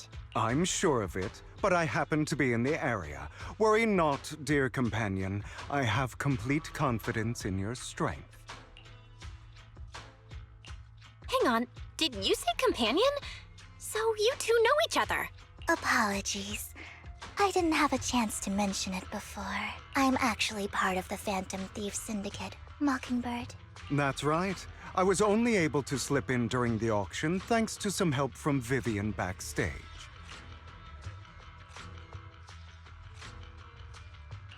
So, the whole time, you were only bidding on the collection so you could get backstage and mess with things? I warned you before. You can't rely on appearances. Don't worry, Master Proxy. We don't have any ulterior motives here. As you've probably heard, Mockingbird is a renowned Phantom Thieves syndicate in New Eridu that, despite its longevity, has managed to maintain the secrecy of its members' identities to this day. So, disclosing our identities to you is essentially the highest sign of good faith that a Mockingbird Phantom Thief can show. But Lycon said that you're very dangerous and we should be careful. Then I imagine he's also told you about some of our past. And I'm sure you know that in a complex situation like ours, you shouldn't listen to either side over the other. Mockingbird's purpose is very simple, really. To form long-standing and cooperative relationships with outstanding proxies like yourself. We need your abilities. Before you make any decisions, please allow me to briefly explain the concept behind the Mockingbird Syndicate. We all know there isn't anything in this world that's fair. A prime example being the uneven distribution of wealth. People from tops splurge on luxurious collectibles, while the poor have to gamble with their own lives just to get by. Of course, Besides, well, there's also an unequal distribution in this world of happiness and suffering, hope and despair, love and hate. It's all just so unfair. Somebody has to do something to tilt the balance of the scales. And thus Mockingbird was born. We take from those who have far more than they deserve and give it to those who deserve to have more. If you ask me, that's enough to be considered a form of justice. You do have a point. I can agree with that. Thank you. I knew if anyone, you'd understand. However, aside from these philosophical considerations, we also have a crisis on our hands to deal with. As you know, the Exaltists are plotting to use the power of sacrifice to launch an attack on all of New Eridu. We can provide you with all the latest intel, just like that notebook you found. Something those pompous housekeepers would never be willing to do. And the most crucial part of this whole game, the sacrifice core, is currently in my possession. I think that makes this a highly competitive deal. We share the same goal for the moment, stopping the impending disaster from playing out. I need some time to think about it. How about this? If you still have misgivings about our upcoming cooperation, then why don't you bring Lycon along with you? He's got the support of the mayor's office behind him, and his presence alone is enough to keep me in check. That would put you more at ease, right? Of course, you're welcome to bring some other friends along, provided they aren't from Public Security or HSO. Well, if you're willing to let my friends come along, then you've got a deal. Great.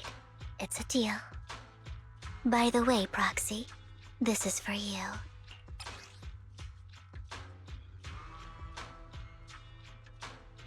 Consider it a souvenir commemorating our first time working together. For now, we'll carefully look through the contents of that notebook. I'll contact you if anything comes up.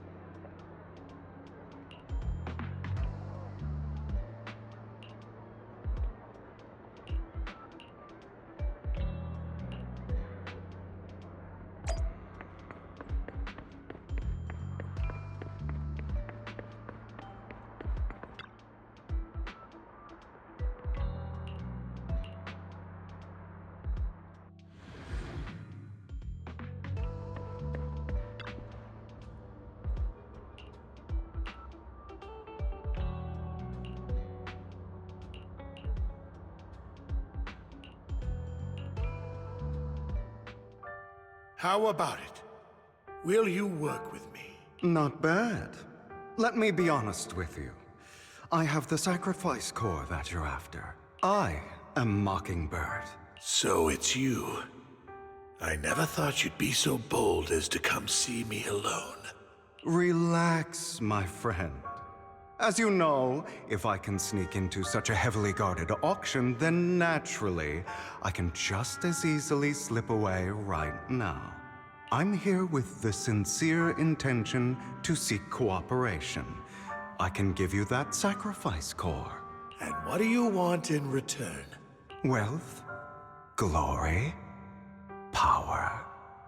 The things everyone else in the world wants, I want them too.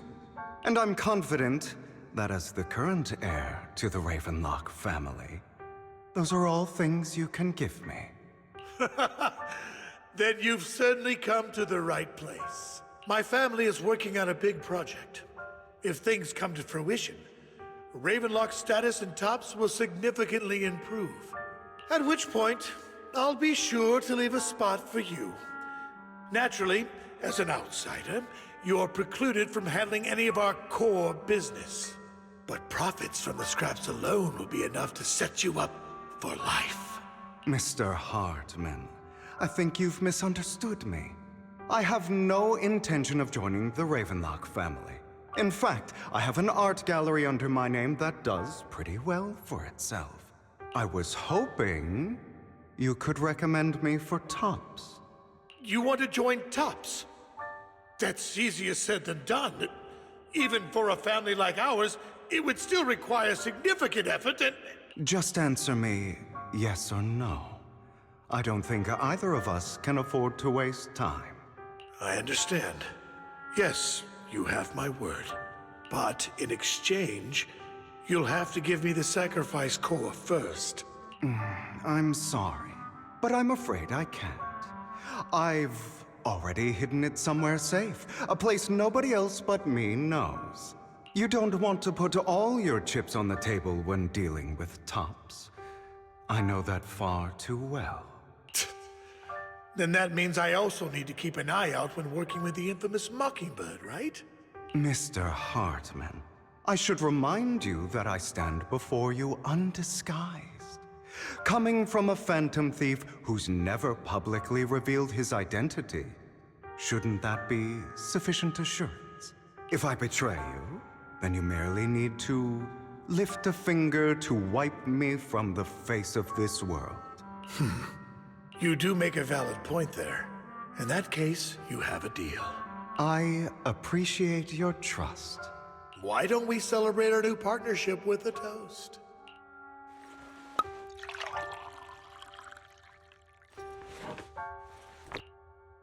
Having a drink before undertaking anything important is a family tradition.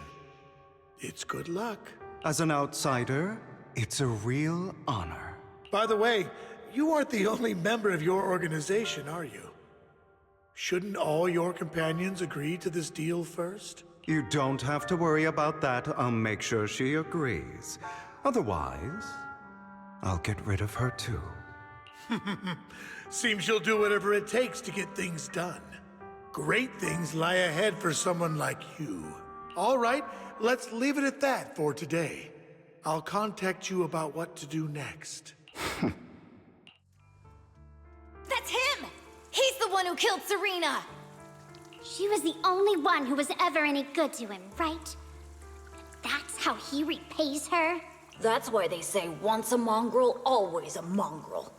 Just look into his eyes. Father! We have to punish him! Serena had been ranking ahead of him. Hugo must have poisoned her water so he could pass her. Pure evil. Typical for an impure bloodline. He should have been kicked out ages ago. Hugo, did you do all this? Yes, it was me. I killed her. He admitted it! Father, he must be expelled! He has no right to live under the same roof as us. Why don't we reunite him with Serena then? Nobody would ever know. Hugo, well done. My children, how many times have I told you before? In this world, only the most ruthless, cruel, and unscrupulous of people ever make it to the top. Like Hugo here, who was willing to murder his only true loved one without a second thought. Only someone with the means and the gumption to do that is qualified to be my heir. But I... It's all over now, and the results are obvious. The winner of this month's assessment is Hugo. As for the rest of you, go to the usual place for the punishment you deserve. But Father, before this, I was #1. As I've told you before, there's only room for one winner in this family. You're still a loser, even if it's by the smallest margin. And there's no reason for a loser to exist. This is all for your own good. Do you understand? Go on now. Receive your punishment for the sake of the family.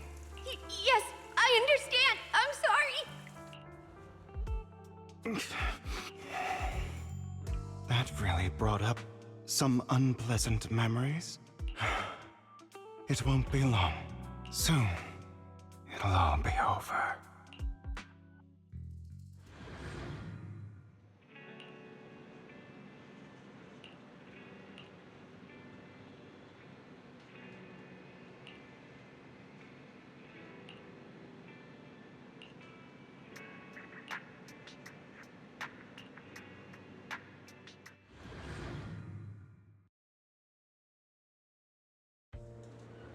Thank you for escorting me here, Proxy. Today was quite eventful. If you're a child that only brings misfortune. People have been saying that about me for a long time.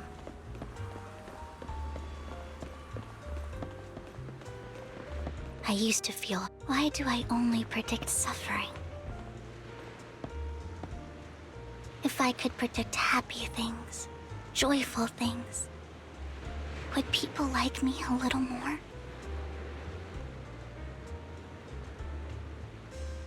Maybe fate truly is set in stone.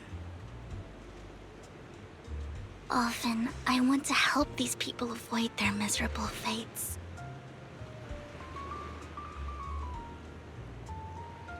For a time, I even thought that I was successful, that I could change people's destiny.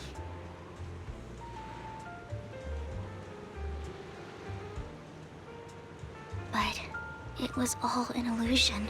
In the end, I couldn't do anything at all.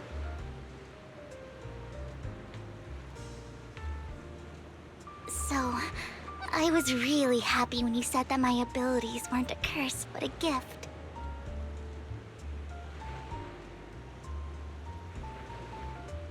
Thank you, Proxy.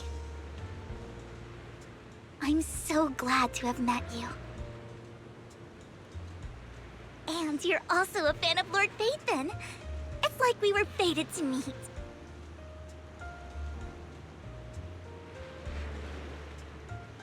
I don't know why, but I feel completely at ease when I'm by your side. I feel like I'm free from judgment, from blame.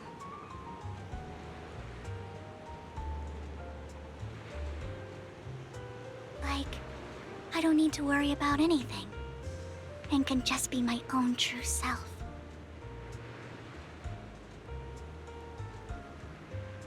Perhaps people really do possess an aura, and ours just so happen to be extremely compatible.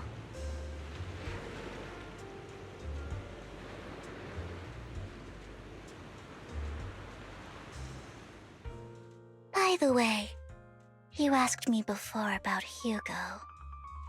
I don't really know much about him.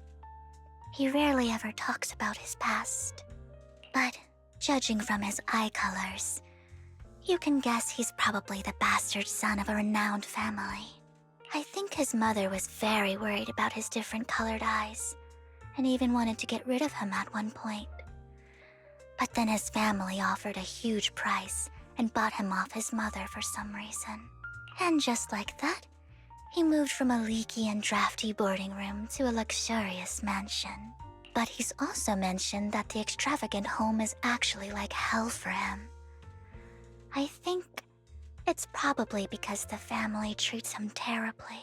I digress. He ran away and ended up meeting Lycon and his master. After that, they formed Mockingbird together and experienced a rare period of happiness. Until Lycon's betrayal. So, what's your take on Hugo? I imagine I would still be wandering around now if I had never met him. To me, Hugo is just like an older brother.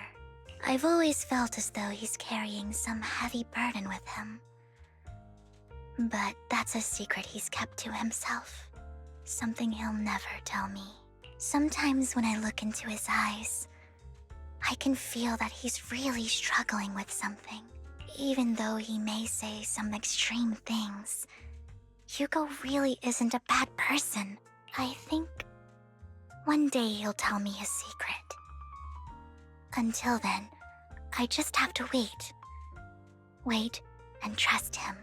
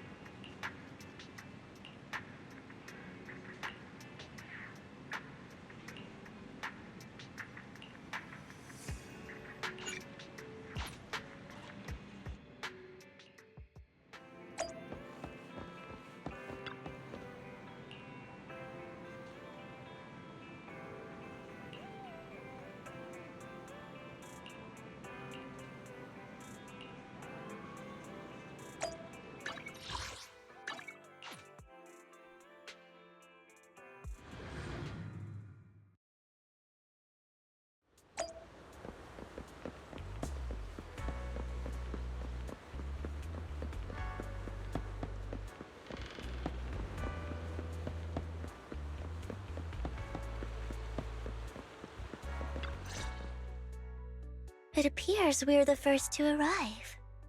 I thought we were running late. This might sound weird, but it's nice to think about getting to work with you from now on. I don't really know why that makes me feel so happy. Oh, it's because we're fellow fans! Anyone who likes Lord Phaethon can't be a bad guy. For sure. Of course, Lord Phaethon is the greatest there will ever be, but you're definitely the best proxy I've ever met in person. Hugo told me before that you're really skilled, and he said we'd get along great. I never expected he'd be so right. Oh, by the way, would you like to come by my place if you have time later? I have a huge collection of Lord Phaethon merch. Phaethon, Lord Phaethon doesn't have any merch out there, right? I mean, we don't even know what he looks like, for starters. It's all my own original merch, like screenshots of old Internet comments. I print them out and turn them into postcards. Plus the avatars Lord Phaethon's used, the music playlists they recommend. I've organized it all. I'd love to show it all to you if we get the chance. Well, I appreciate the thought. Speaking of which, what's taking those two so long? Hugo said he had some preparations to do before entering the Hollow. I wonder how that's coming along.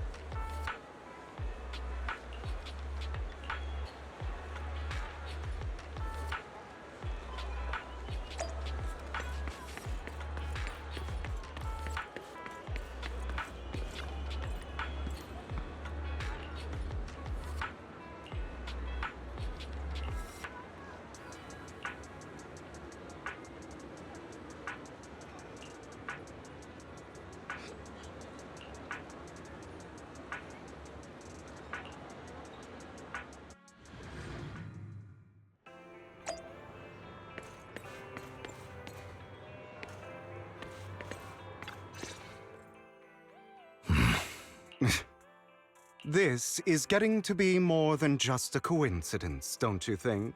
Or perhaps you are actually stalking me. If I was stalking you, you wouldn't ever know. Overconfident as always. You haven't changed at all. We just make it a habit to check the state of our weapons prior to combat. Thanks for that little reminder. I almost forgot. I didn't expect you to let me join. What else could I do? Master Proxy would have insisted on having you join us. I never expected for us to have a chance to enjoy some pleasant conversation like this. Without our weapons drawn, that is. It really has been too long. I still remember when we first established Mockingbird. Indeed. That was a long time ago. Thankfully, Jack went in peace. He must have known about his condition for some time. He even left us with instructions. Passing peacefully in your sleep is the most natural way to go. I'm happy for him. By the way, Lycon, have you given it any thought yet? You mean about our guild for Phantom Thieves? Yeah. It's time for us to build an organization of our own. Jack always supported the idea, didn't he? I don't have any objections. But what should we call it then? How about Mockingbird? It's a bird known for mimicking the calls of others to blend in. The same way we don high society roles for ourselves when we're out on a mission. Oh, oops. I nearly forgot. You're a terrible actor, and you're always flubbing your lines. I guess we can rule out that name then. No, call it Mockingbird. We're always just putting on an act, aren't we? I won't slip up on our next mission. Besides, we still ran missions together even when we didn't have a name. Having one now won't really make a difference. No. It does make a difference, Lycon. And I don't just want a name. I want Mockingbird to become a symbol.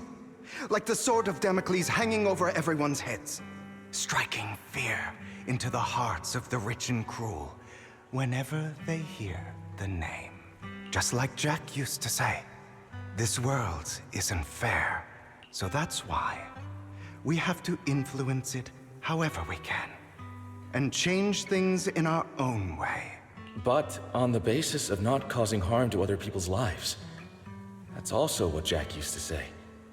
You remember, don't you? Of course I remember. All right. I promise.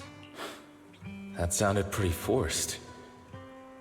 Don't forget, things don't end well for people who break their oaths. I'm good for my word. You must trust your fellow companions. That's also something Jack would say. Well then, today's the day that Mockingbird will officially start flying. Our first order of business, deciding on our symbol.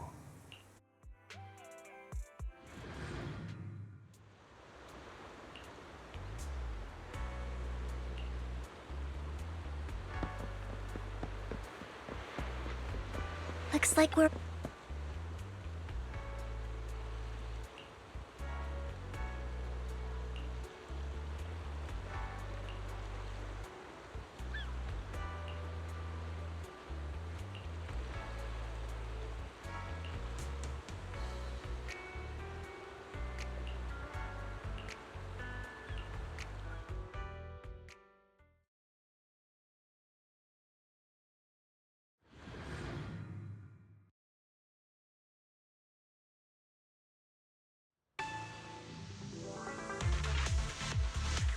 I didn't expect the coordinates in Bringer's notes to lead here.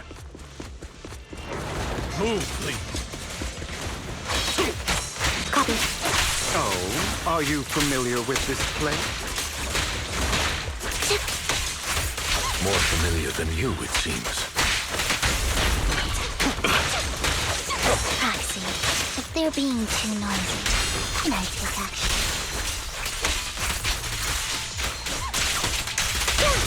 Thank you.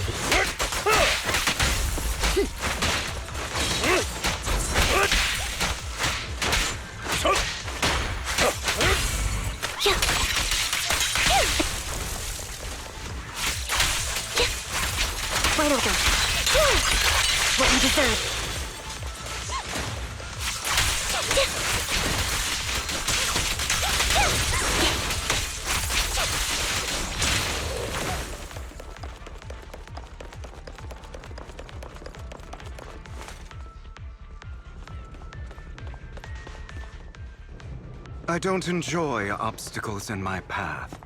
Can we not bust the door? The generator room should be nearby. Over here. Wow, you really know this place like the back of your paw. Master Proxy, I hate to be the bearer of bad news, but there's something wrong with the circuit. It seems to be blocked. Don't tell me. Victoria Housekeeping's high and mighty attendants can't even fix a simple circuit. I can fix it, but I'll need a circuit diagram before I can do anything. I've seen diagrams for this type of circuit before. It's a pity that we're unable to connect to the outside world from inside the hollow. Just leave that problem to me. Vel, I just sent an image of a circuit diagram to your phone. Check if you received it.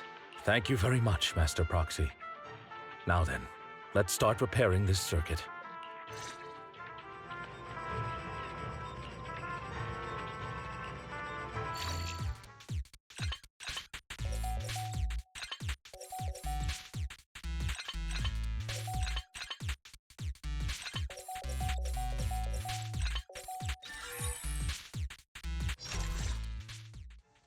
The circuit is fixed. We should now be able to open that door. Wait up. Wait a second. Something just doesn't add up. It's all coming together now. Communicating with the outside world from within a hollow. And getting that circuit diagram. In theory, there's only one person who could ever do that. Could it be your Lord Phaethon? Impossible. There's no way. But then again, only Phaethon could have done that. I mean, you're an incredible proxy, sure. And you're a good person. But could you really be Lord Phaethon? That's me. I'm Phaethon. Sorry, I just never had the chance to tell you. Unbelievable. Lord Phaethon!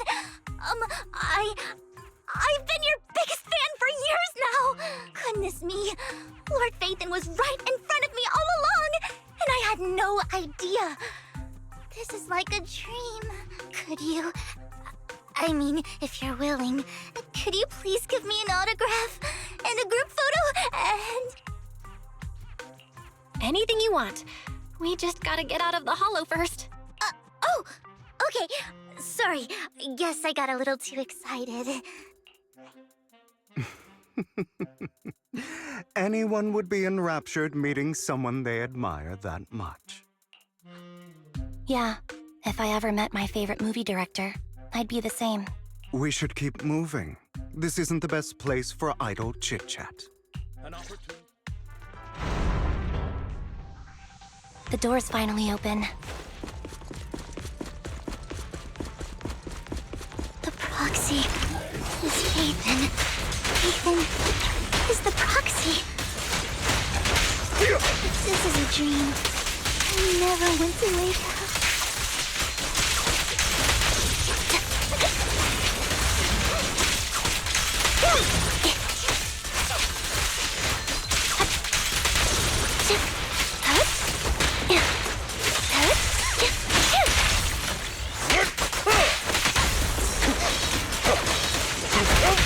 Light him up. The fissure over there should lead to our destination.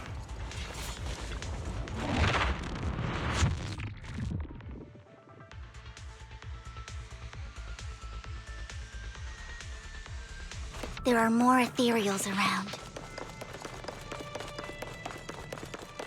Please be careful. Lycon, your fighting style wasn't so reserved in the past. Thank you for... I've matured. You call this mature? You're just being pretentious.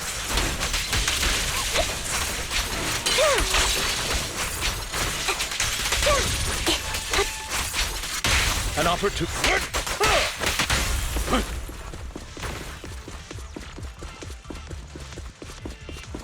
A difficult foe, that one.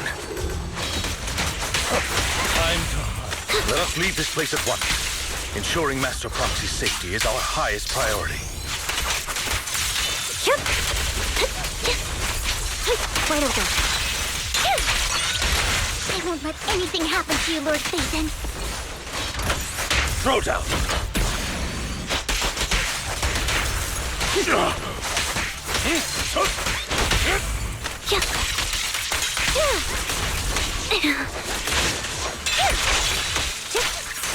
Off balance. What you deserve.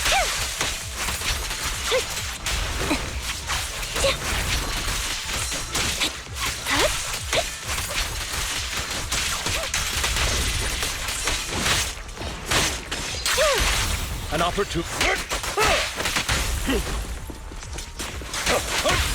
Look us up. Lord Phaethon, how are you feeling? Are you tired? Do you need a break? Some food? Water?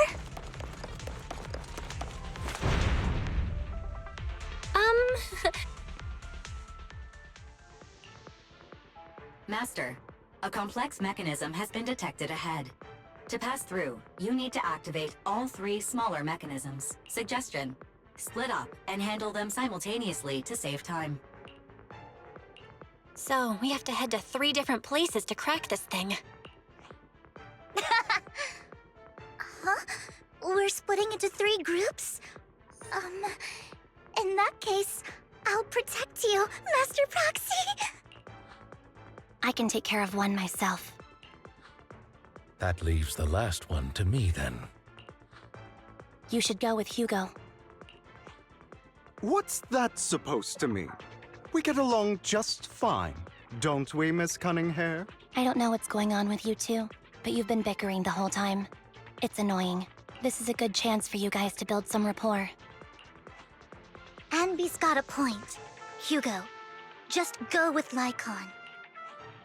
You just want to be alone with your Lord Phaethon, don't you, Vivian? Huh? That's not it! All right. Sounds like a plan. It's all decided then. If Master Proxy says so, then sure. But, Lycon, you better not slow me down. I really want to recommend you two some movies for a crash course on teamwork.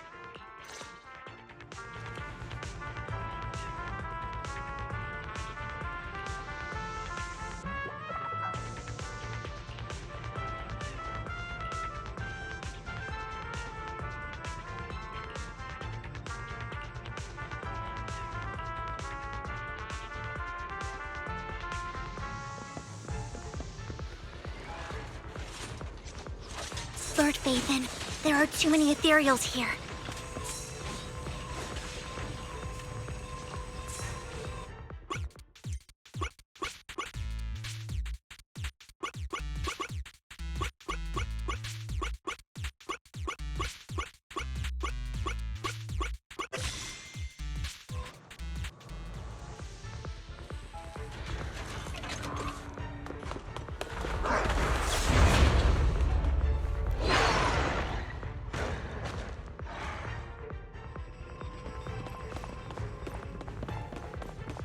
Lord Phaethon, seems like we both need to press down on these mechanisms at the same time.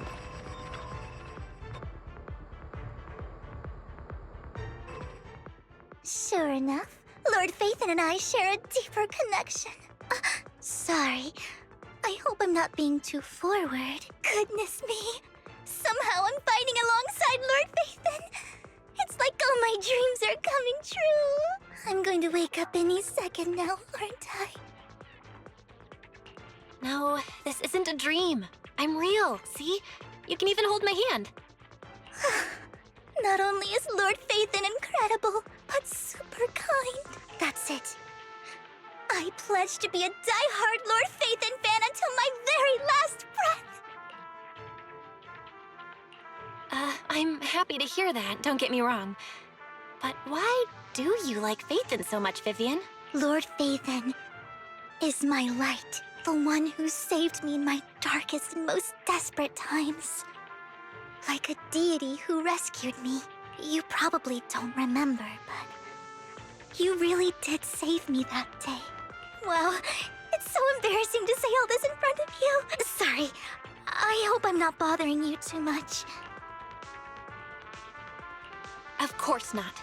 Thank you for your loyal support. I should be the one thanking you. Just being able to see Lord Phaethon makes me the luckiest person in the whole world. Sorry to keep babbling like this. I wonder how the others are doing. I'm sure Anby will be able to manage. She's great at this kind of stuff. But as for Hugo and Lycon, let's just hope they don't get into a fight with each other. There are too many ethereals here. Though, it's not a huge problem.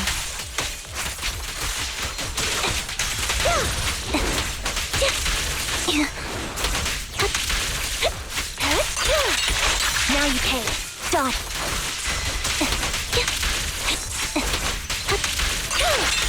What you deserve.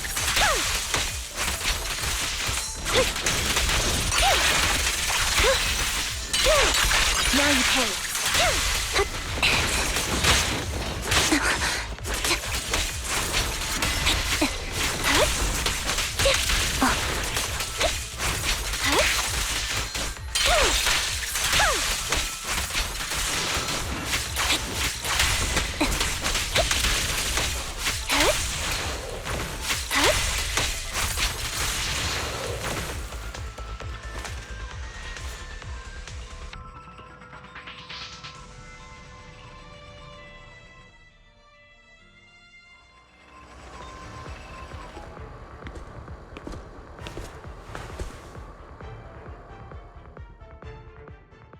So, we have to cooperate to solve this problem. That's a real shame. I have no intention of arguing with you right now. Master Proxy and Miss Vivian are elsewhere, and we must rendezvous with them post-haste. What a coincidence. That's exactly what I was thinking. Just this once, we should trust each other. For the Proxy. I have no objections. Very well. Then you'd better keep your word. I know you've never fully trusted me, Lycon, even before it all fell apart.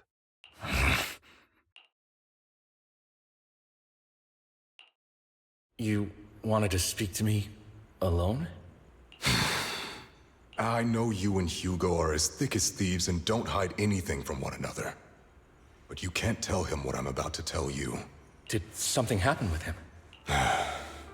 Hugo is an intelligent and gifted child. He learns everything I teach with ease. In time, he'll grow beyond me. Reach a place where people will marvel and look up to him as a beacon. Yeah.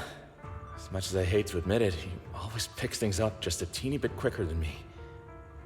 But none of that matters, because I can overpower him easy. I don't think being gifted is a good thing for him. What do you mean? He bears a dark and painful past. What he was taught, the hatred he was faced with, everything he picked up. It's all become an integral, inseparable part of him. I believe that beautiful flowers can blossom even in the darkest abyss. But the roots of that flower would draw from evil instead of good. Hatred instead of love. It's a curse that flows through his lineage. A curse that fate branded him with. I've seen far too many people like that throughout this long life of mine. They struggle with this curse their whole lives. But they all end up failing in the end. The path of light is narrow and fleeting. And the darkness is filled with such temptation that dropping your guard for even just a moment can send you spiraling straight into the abyss. Do you mean Hugo's going to be a bad guy? I don't know. I hope he'll always stay true to his heart. That he won't give in to hatred and ambition. That he won't become the dragon that must be slain. But he has inherited the seed of evil. You cannot let it take root. I'm afraid I won't be there to help you. There's not much life left in this old body of mine. So then, Lycon, promise me now, you must hold his chain tight, to restrain him, to stop him, and when necessary, to choke him.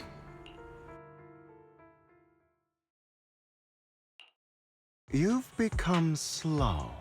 Or maybe you've been on guard against me this whole time, and that's what's slowing you down. Looks like I was right. Lycon. I hope you're aware that the one who betrayed Mockingbird and went to work for the Mayflowers was you. Not me. I would never betray my companion. I don't wish to repeat myself, but you should not break our oath. That's the path I've chosen, and I'm going to stick to it. But you know that path will lead you the wrong way. Who are you to lecture me about right and wrong? I believe any path that makes you feel pain must be the wrong one. Your disgusting sympathies make me sick, Lycon. There's only ever been one person who can kill me or save me, and that is me.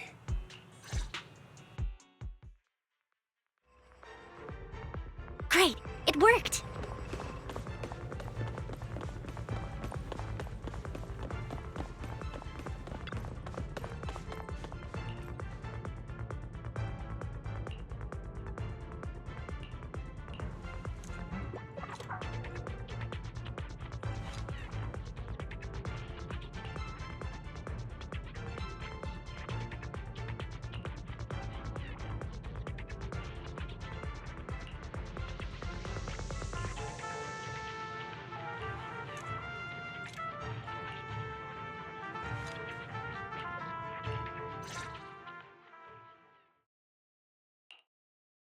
That was loud. What's happening up ahead? Hold on, everyone. I'll go check it out. It's probably multiple ethereals attacking. Just in case, I'll go with you. Vivian, you should go with them too. Keep an eye on Lycon, will you? I'm worried he might sell us out to the mayor when he gets the chance.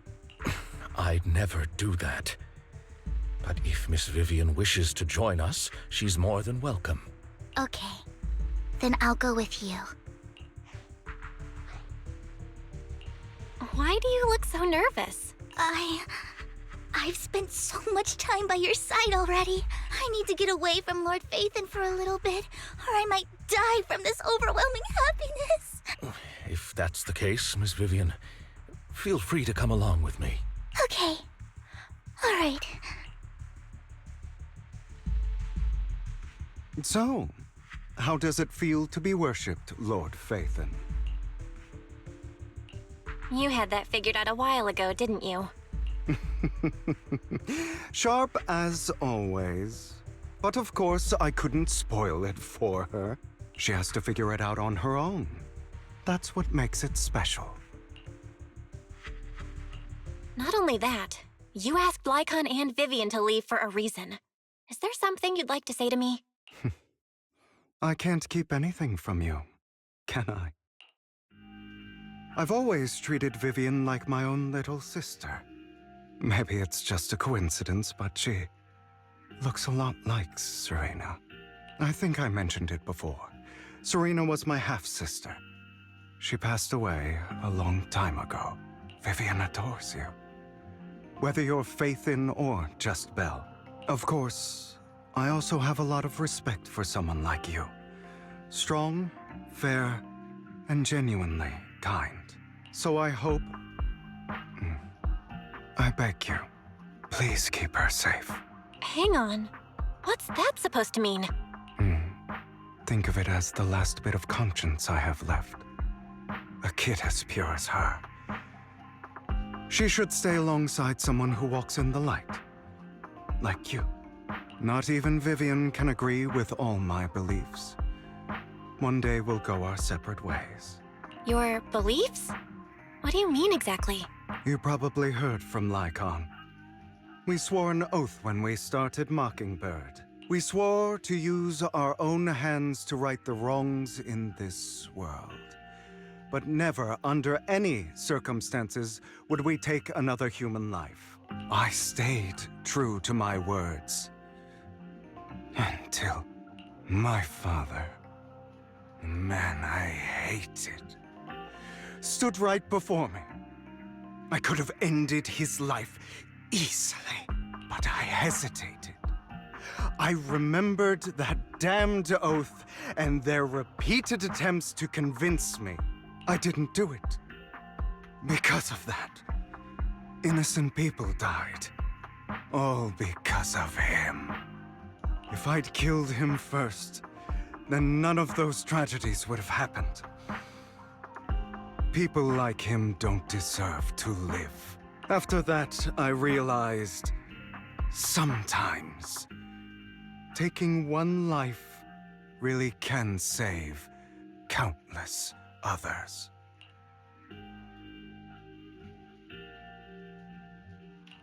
I understand where you're coming from. I knew you'd understand. Vivian has a good heart. I don't want her to get her hands dirty, but you know how it is. In this world, someone has to be the bad guy. So, I want to apologize to you. Why apologize all of a sudden?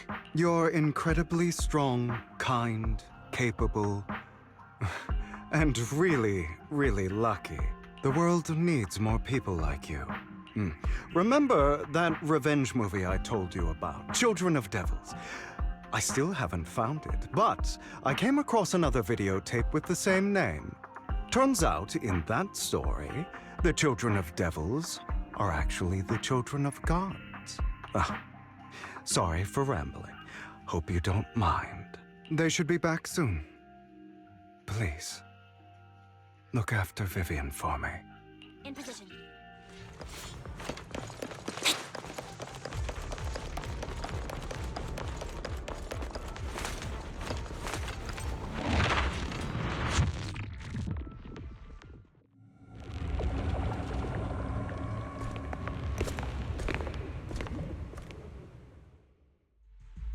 What is this?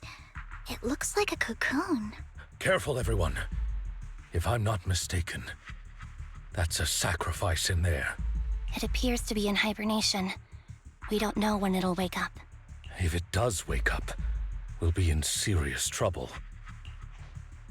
Wait, those spots Bringer marked in his notebook. Are you saying each one might have a sacrifice like this? That means there must be at least a dozen of them. And that's only counting the ones we know so far. These sacrifices may still be hibernating, but the fact that there are so many of them out there is terrifying. The Exaltists must have a way to revive them, and that's not all. These sacrifices can exist outside the Hollows. If they make their way into populated areas... I'm afraid it will lead to a catastrophic disaster likened to the fall of the old capital. That's almost certainly what they meant by vengeance against all New Eridu.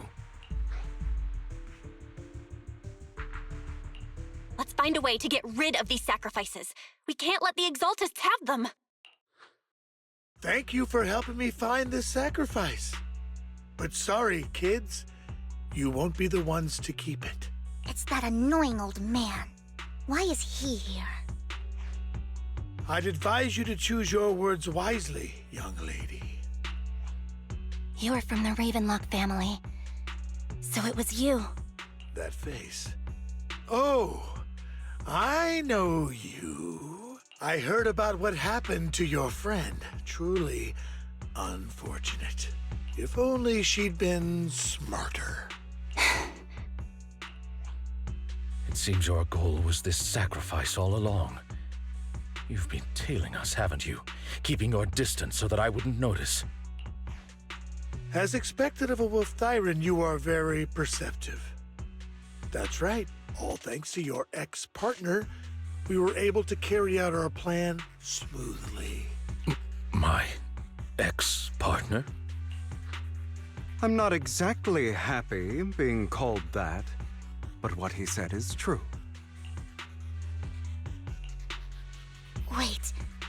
Hugo, what do you mean? I made a deal with Mr. Hartman in advance. So, would you kindly step aside and let us have this sacrifice?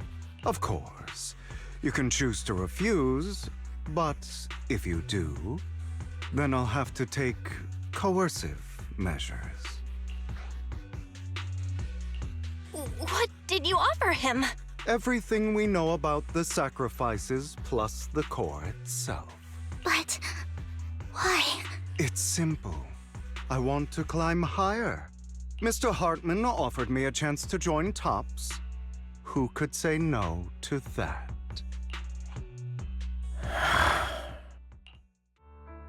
No. Impossible. You promised to help me investigate the Exaltists. You told me the whole point of Mockingbird was to do anything it takes to bring a little justice to this world. Was all of that just a lie? You're just too gullible, Vivian. I also told you, everybody lies. To hide their true intentions, people lie so smoothly, they don't even bat an eye. You... What a wonderful show of betrayal and backstabbing! Bravo! I've got no interest in your little feud. But would you all be so kind as to step aside? My men still have some delicate handiwork to do. To extract that sacrifice behind you. Over my dead body. Hugo, why in the world would you do that? Stand still. Instead of wasting your time on idle chatter, why not focus your energy on the battle ahead? Calm now. Your plans will never succeed. It's useless. Don't you get it? You're not just going against the people in front of you. You're not going against me. Now you pay. Rather, the entire Ravenlock family, even the whole of Tops. Stand still. There's no chance of victory for you.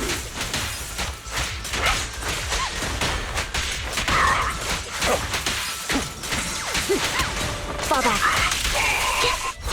You won't back down.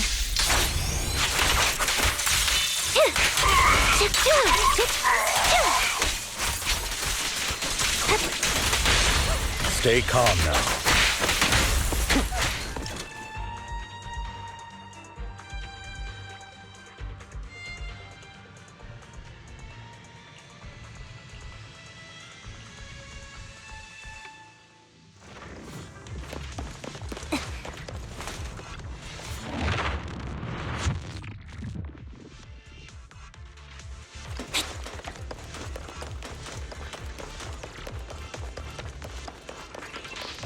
Hugo, don't make a choice you'll regret.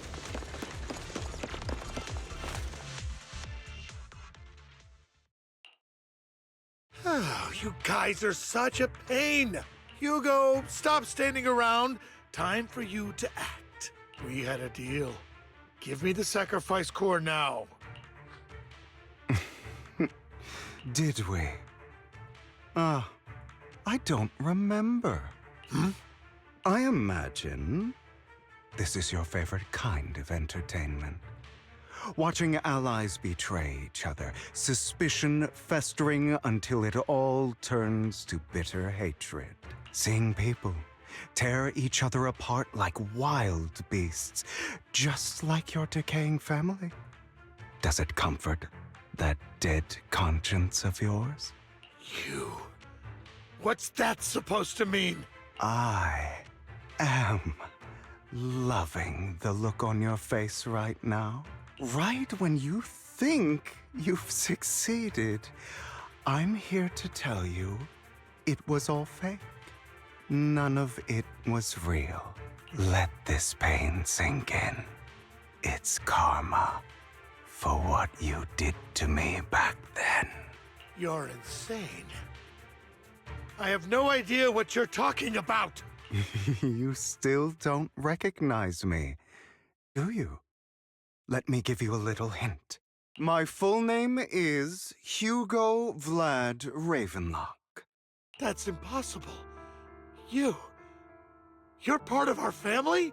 I may be an illegitimate child, but I have the same blood flowing in my veins as you. I know you. You're that bastard of his. Damn it. I could have sworn you were already. My dear uncle. You were never worthy of your position. You have no claim to the Ravenlock lineage. You may have killed all of my father's other children, but sorry to disappoint. I'm still alive. I am the true heir to the Ravenlock family. You're a bastard. You have no right to inherit the family. That's not for you to decide. Master Edmund is very supportive of my claim. Edmund? That's impossible. You weaseled your way into Top's inner circle? Master Edmund doesn't care who achieves his goal. In other words, he'd happily let me take over the Ravenlock family, as long as I'm more competent than you. This can't be! You don't know the family's real secret! I know a lot more than you think, including everything that you've done. Just give up. You never even stood a chance. Damn it. This was all fake, right? You were just putting on an act to fool this old man, right? I actually fell for it. Don't do that again. At least give us a heads up next time. Vivian, everything I did was to rightfully inherit the Ravenlock family. That part is true. Now, I'm going to kill this man who stole what was never his. I'll make sure he can never be a threat again. You can't kill him. We still need information from him on the sacrifices and the Exaltists. You must be misunderstanding something, Lycon. Just like you chose the mayor, I chose Tops. At least for now, Tops has the same interests as me. I'm not going to harm my own self-interests. Be it intel on the sacrifices or the core itself. I'm handing everything over to Master Edmund. Why? I just want to take back what's mine. If fate is not willing to give me justice, then I'll just have to seize it with my own hands. Stealing, robbing, lying, or betraying. I'll do whatever it takes. Even if it means selling your soul to the devil? You know about the power struggle between Tops and City Hall. Those elites at Tops would be only too happy to see the Exaltists plotting a grand attack on New Eridu using sacrifices. That would severely harm the Mayflower's reputation and approval rating in New Eridu. And that's exactly what Tops wants to see. If that happens, countless people will die! I'm sorry it has to be this way, but I have to do this. I'm going to get everything Master Edmund wants. Inherit the Ravenlock name, climb to the top. And then I'll be able to change everything for good. For a permanent and absolute victory. We must endure the pain of cutting away rotten flesh. And persevere through the darkest hour before dawn. Someone has to do it. I don't really agree. Sounds like some twisted logic to me. This is the path I've chosen. Without power, resources, or strength, we can't do anything. Mockingbird is the perfect example. All the talk about using our power to tip the scales of justice and hover over them like the sword of Damocles. It's just a delusion. In their eyes, we're nothing but annoying gnats. Mockingbird has never really changed anything or saved anyone. Never in the past, not now, and never will in the future. None of it matters. I understand your anger and resentment, but you can't let those feelings consume you. Sorry, Proxy. I know what you're trying to say. But this isn't some children's story of a dragon slayer becoming an evil dragon. Sometimes, to slay the dragon, you must first become one. With sharp claws, rending fangs, and strength enough to destroy anything. So I will bloody my hands. I will carry the weight of my sins. I will become the Abyss.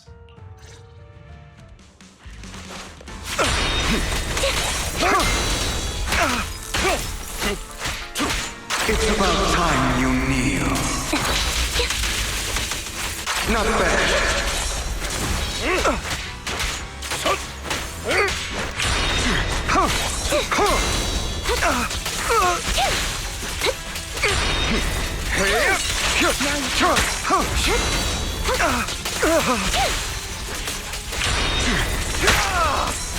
Is that all?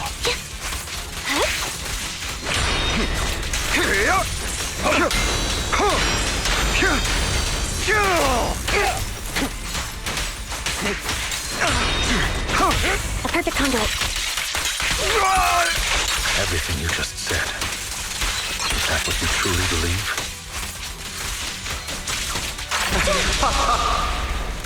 Of course. Are you surprised? I had never once thought that Mockingbird was a failure.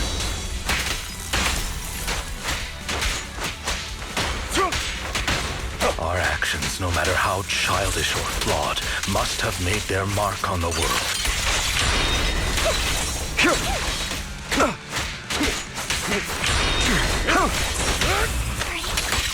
I don't want it to end like this. There must be another way. Truth be told, Proxy, I envy you. The world needs people like you.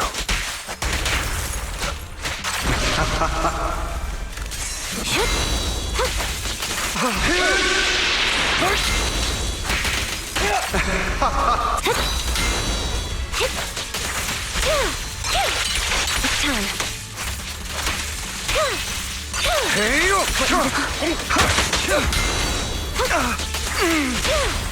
Stand still.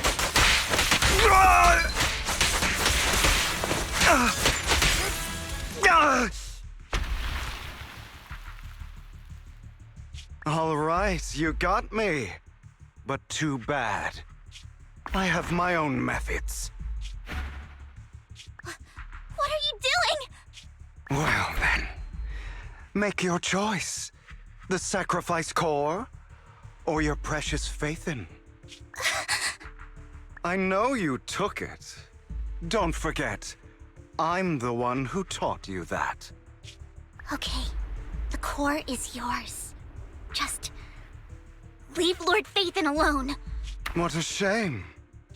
Did you really think I'd keep my promise? That's right. This is the real me. What's the matter? Thinking of killing me? Didn't you say all life is precious? Drop your foolish facade. I knew it. You...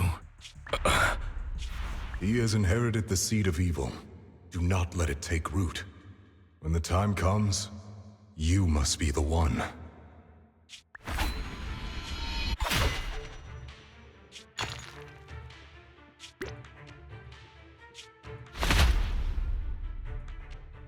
Go on, kill me. If you've got the guts, do it, traitor.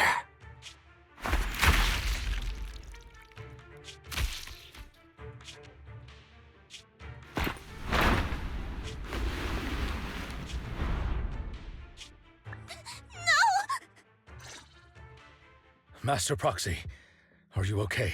Are you hurt? Don't worry, I'm fine. I just never thought things would turn out like this. Lord Vathan, I'm sorry. I had no idea Hugo would do that to you. I'm so sorry. It's all right. No matter what, this isn't your fault, Vivian. If only I'd noticed sooner. I should have realized earlier.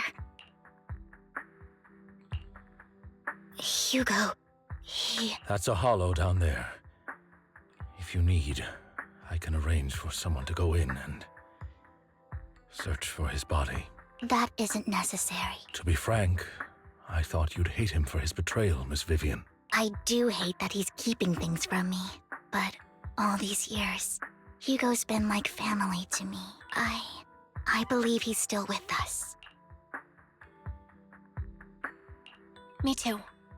There's a chance he's still alive. I'm terribly sorry, but I must tell you, it is impossible for Hugo to be alive. My hand went through his heart. Sorry to interrupt, everyone. But just so you know, Hartman's gone. Probably slipped away during all the chaos. I'm sorry, I was so focused on Master Proxy's safety. I wasn't paying attention to him.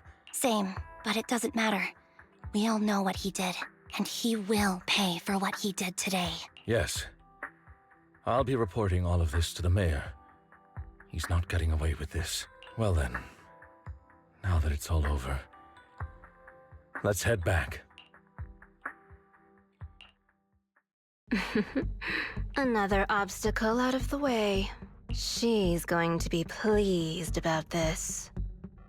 May the Creator guide us. Fear, suffering, despair, and destruction. That's the future I see. Lord Vathan.